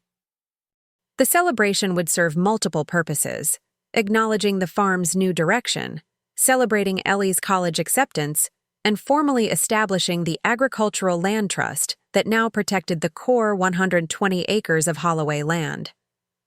After a year of negotiations, legal work, and family healing, they had created something none of them had initially imagined. Inside the house, the sounds of Vanessa directing caterers mingled with Ellie's laughter. The relationship between Frank and his daughter-in-law had evolved from tense formality to genuine respect as they discovered her unexpected talent for balancing pragmatism with preservation. She had been instrumental in finding the right developer for the eastern parcel, one who shared their vision for limited, sustainable construction. The renovations to the farmhouse's east wing had been her project as well, creating a separate living space where Jason and his family now spent 3 days each week. The arrangement had surprised everyone with its success, giving each generation both connection and privacy. "Dad?" Jason called from inside. "The videographer needs you to test your microphone for the trust dedication." Frank sighed. "All this fuss." May nudged him gently. "It's important to document this transition for future generations." Future generations. The phrase still caught Frank by surprise sometimes, the realization that the farm would continue beyond him, but in ways he wouldn't have predicted. Jason had faced the consequences of his professional missteps, accepting a 2-year suspension of his real estate license and community service hours instead of criminal charges. Now he was rebuilding his career as a consultant on sustainable development while learning to reconnect with the land he'd once rejected. And Ellie, his granddaughter, had blossomed into an agricultural entrepreneur before even starting college, selling organic produce to high-end Pittsburgh restaurants from the 2 acres she managed herself. Her success had been the first proof that their new vision could actually work. By late afternoon, guests began arriving for the celebration. The renovated barn, its century-old beams now supporting modern lighting and heating, welcomed a mix of locals who had known the Holloways for generations and newcomers drawn to the community by the farm's transformation. Sheriff Winters arrived, with her mother, who immediately engaged Frank in reminiscences about strawberry seasons past. Keller brought his wife and grandchildren, who joined the other local kids exploring the pumpkin patch Ellie had established as her first agricultural project. As twilight approached, Frank found himself standing with Jason at the edge of the festivities, both men watching the gathering with similar expressions of quiet satisfaction. "Never thought we'd end up here," Jason admitted, sipping apple cider from one of Martha's old mason jars. "A year ago, I was ready to let Burke bulldoze every acre. And I was ready to die on this land rather than see it change," Frank acknowledged. "We were both wrong." Jason nodded. "Still can't believe you mortgaged your portion to help me clear those debts." "Family takes care of family," Frank said, simply. "Your mother would have insisted on it." The mention of Martha no longer brought the sharp pain it once had. Time and healing had transformed grief into something gentler, a presence that could be welcomed rather than a wound to be avoided. "Burke's here," Jason said suddenly, nodding toward the barn entrance where Thomas Burke stood surveying the celebration, his expression unreadable. Frank had insisted on inviting him, despite family objections. Man should see what he failed. To destroy, he'd explained. Burke's development company had struggled after his tactics were exposed. The boycott led by local businesses, combined with Sheriff Winter's meticulous scrutiny of his permit applications, had damaged his reputation. The 7 homes now being built on the eastern parcel represented a fraction of his original plans, and none bore his company's name. "Should I say something to him?" Jason asked tensely. Frank shook his head. "No need. This celebration speaks for itself."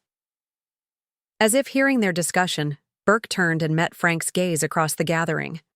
After a moment's hesitation, he offered a single grudging nod before turning to leave. Not surrender, not quite respect, but perhaps acknowledgement that some battles couldn't be won with money or manipulation. "Frank," May called, approaching, with 2 elderly sisters who had run the town bakery for 40 years. "The Hendersons want to know when we're starting the ceremony." The sun was setting now, casting long golden shadows across the fields and painting the barnwood with warm light. Frank nodded, suddenly feeling the weight of the moment, the culmination of a year's work and 4 generations of history. Inside, the decorated barn, guests found seats on hay bales covered with quilts, many made by Martha years earlier. The center space remained open, with the Holloway family gathered in a loose semicircle. Frank stepped forward as conversations quieted. "Thank you all for coming," he began, his voice carrying in the hushed space. "Holloways have been harvesting on this land since 1896, some years better than others." This earned knowing chuckles from the farmers present. "But this harvest might be the most important we've ever had, not for what we've grown, but for what we've preserved." He gestured to Keller, who stepped forward with the formal agricultural land trust documents. "Today, we officially dedicate 120 acres of Holloway Farm to remain in agricultural use in perpetuity," Keller announced. "No future owner, whether family or otherwise, will be able to convert this protected land to non-agricultural purposes." Frank signed the documents first, then nodded to Jason, who added his signature with a steadiness that would have seemed impossible a year earlier. Ellie signed third, her face solemn with the understanding of what this meant for her future. "This trust doesn't just protect land," Frank continued, facing the gathering. "It protects a way of looking at the world, one where we see ourselves as caretakers, not just consumers, where we recognize that some things are worth preserving, even when change is necessary." He turned toward the 7 framed photographs hung on the barn wall behind him, each showing a different generation of Holloways working the same fields. "My great-grandfather didn't know about environmental conservation or sustainable agriculture. He just knew about responsibility to the land and to the future. That's what we're continuing today, not by freezing this place in time, but by helping it evolve while keeping its heart intact." May stepped forward then, carrying a wooden box Frank had spent the winter carving. Its lid featured an inlaid map of the Holloway property, with different woods representing the fields, forests, and waterways. "In this box," Frank explained, "are seeds from every type of crop the Holloways have grown here over the decades: corn, wheat, barley, alfalfa, pumpkins, and a dozen others. Some are heirloom varieties my father and grandfather saved. Seeds carry the past into the future, changing slightly with each planting but maintaining their essential nature." He opened the box, revealing carefully labeled paper packets nestled in velvet. "Jason," Frank called, his voice roughening with emotion. "Ellie, come forward." His son and granddaughter joined him in the center of the circle. "This was going to be a simple inheritance once," Frank said, looking between them. "Land passing from father to son as it had for generations. But life rarely follows simple paths." He took Jason's hand and placed it on one side of the open box. "The past year has taught me that inheritance isn't just about property. It's about values, knowledge, and the freedom to find your own way of honoring what came before." He guided Ellie's hand to the other side of the box. So I'm entrusting these seeds, this legacy, to both of you. Different roles, same responsibility. To plant what matters and nurture what grows, each in your own way. The symbolism wasn't lost on anyone present. This wasn't just about actual seeds, but about the values and traditions they represented, a heritage being consciously passed to two different generations simultaneously, acknowledging both tradition and innovation. I accept this responsibility, Jason said formally, his voice steady despite the emotion evident in his eyes. I accept this honor, Ellie added, her young face solemn with understanding. The gathered community applauded as Frank embraced them both, the seed box held carefully between them. Afterward, as music started and the celebration shifted to dancing and feasting, Frank found himself surrounded by neighbors with stories to share, memories of Martha's cooking, his father's weather predictions that were more reliable than any meteorologist, the year the creek flooded and 6 farms worked together to save each other's livestock.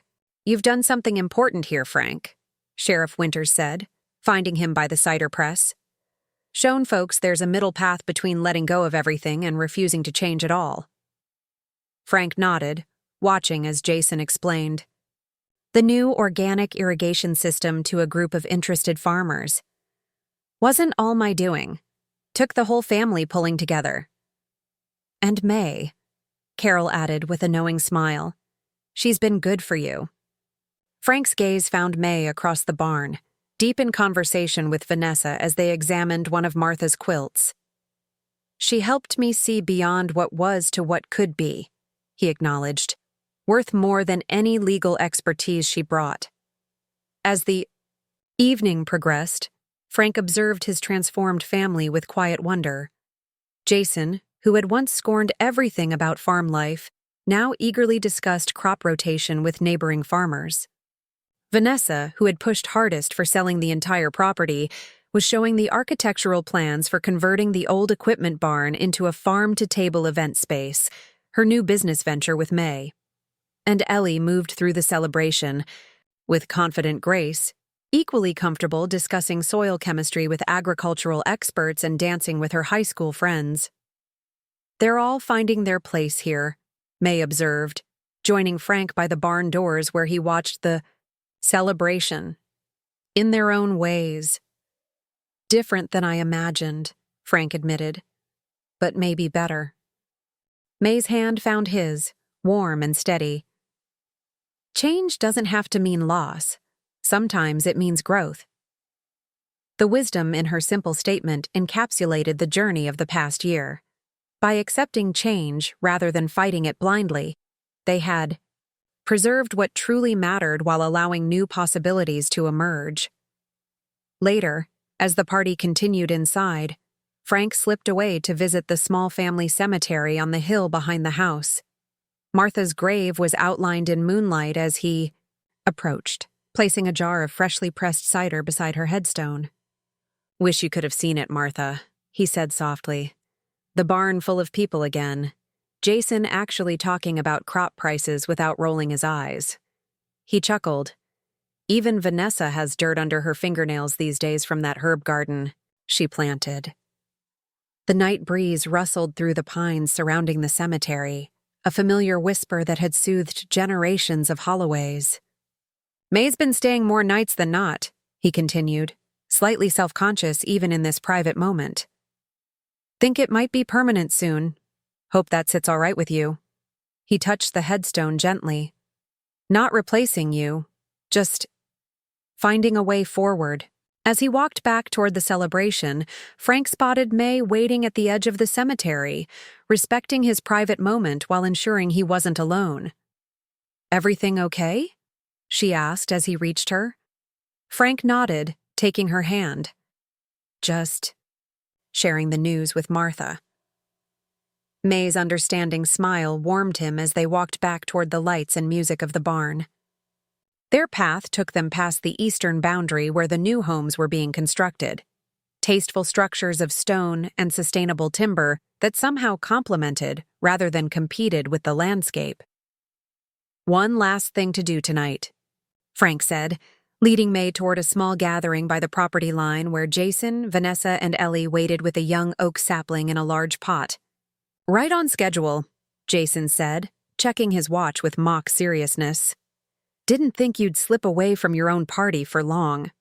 Some traditions matter, Frank replied, eyeing the carefully prepared planting hole.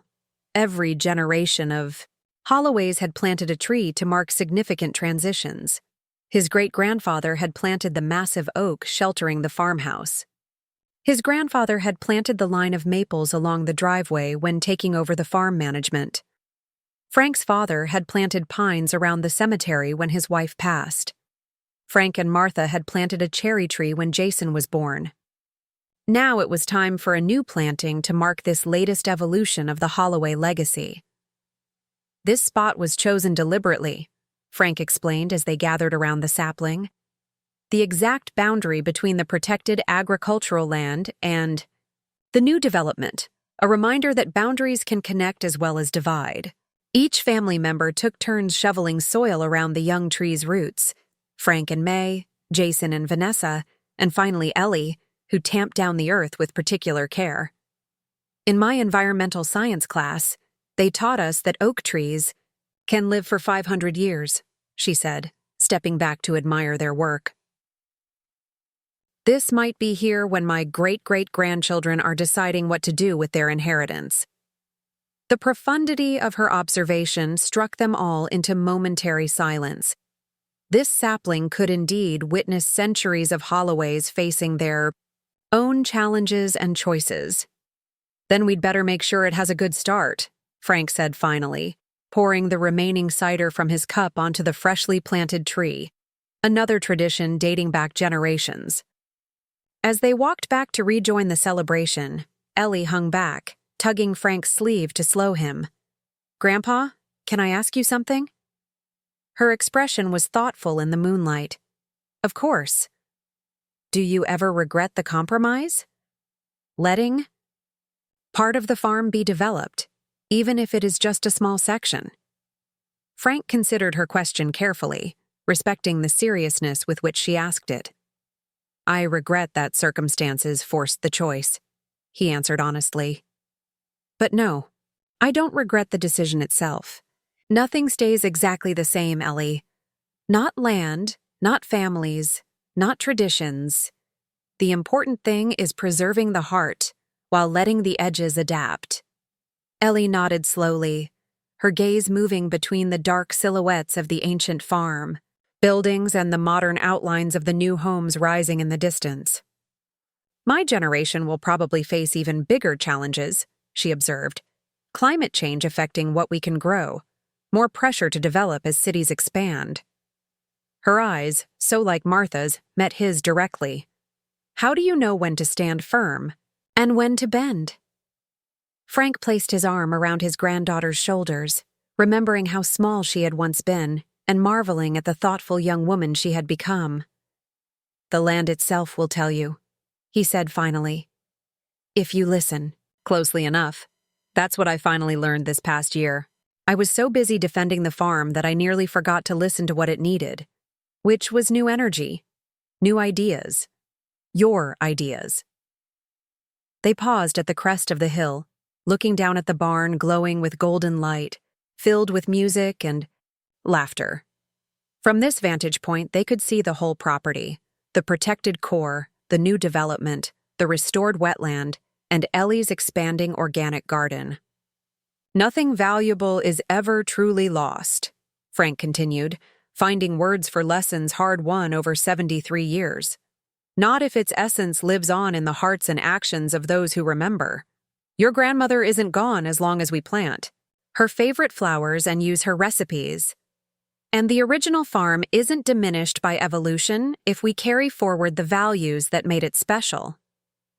Ellie considered this, her expression thoughtful beyond her years. "A legacy isn't land or buildings," she said slowly, working through the concept. "It's purpose, connection." "Exactly." Frank felt a surge of pride at her understanding. The Holloway legacy isn't about keeping everything the same forever. It's about caring deeply enough to protect what matters while having the courage to let some things change. They stood together in comfortable silence, grandfather and granddaughter, watching the celebration that marked both an ending and a beginning. "We should get back," Ellie said finally. "Mom's probably looking for us. She wants to do the dance her parents did at their harvest celebrations in Wisconsin." Frank chuckled, imagining proper Vanessa leading a traditional folk dance. Another unexpected adaptation in a year full of surprises. As they walked back toward the light and music, Frank watched Ellie move ahead, her stride confident as she navigated the familiar path in the darkness. She paused once, looking thoughtfully back at the newly planted oak before continuing toward the barn where her family waited. Frank smiled, recognizing in that simple moment the truth he'd been reaching for all along. The farm would change again in Ellie's lifetime, and again in the generations that followed.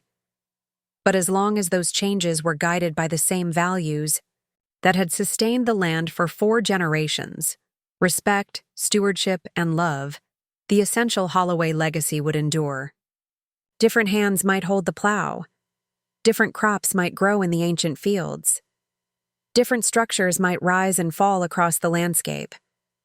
But the heart would remain, beating strongly in each new generation that understood the privilege and responsibility of tending this small piece of earth. In the distance, May waited in the warm light spilling from the barn doors. Jason stood beside her, his arm around Vanessa as they watched for Frank's return. They waved when they spotted him, their gestures conveying both welcome and belonging. Frank lifted his hand in response, feeling the weight of the past year's struggles lift from his shoulders. The farm had survived, though transformed. The family had healed, though changed. And he had found his way to a future he couldn't have imagined when this journey began. As he joined his family at the barn threshold, the old fiddle player struck "Up Harvest Home," the traditional last dance of any proper farm celebration. Frank took May's hand, and together they stepped into the circle of dancers, joining a ritual that had welcomed the end of harvest on this land for more than a century. The music rose and fell, the dancers turned and returned, and the Holloway farm continued its long journey through time, rooted in the past, growing toward the future, alive with possibility. Up next, you've got 2 more standout stories right on your screen. If this one hit the mark, you won't want to pass these up. Just click and check them out, and don't forget to subscribe and turn on the notification bell so you don't miss any upload from us.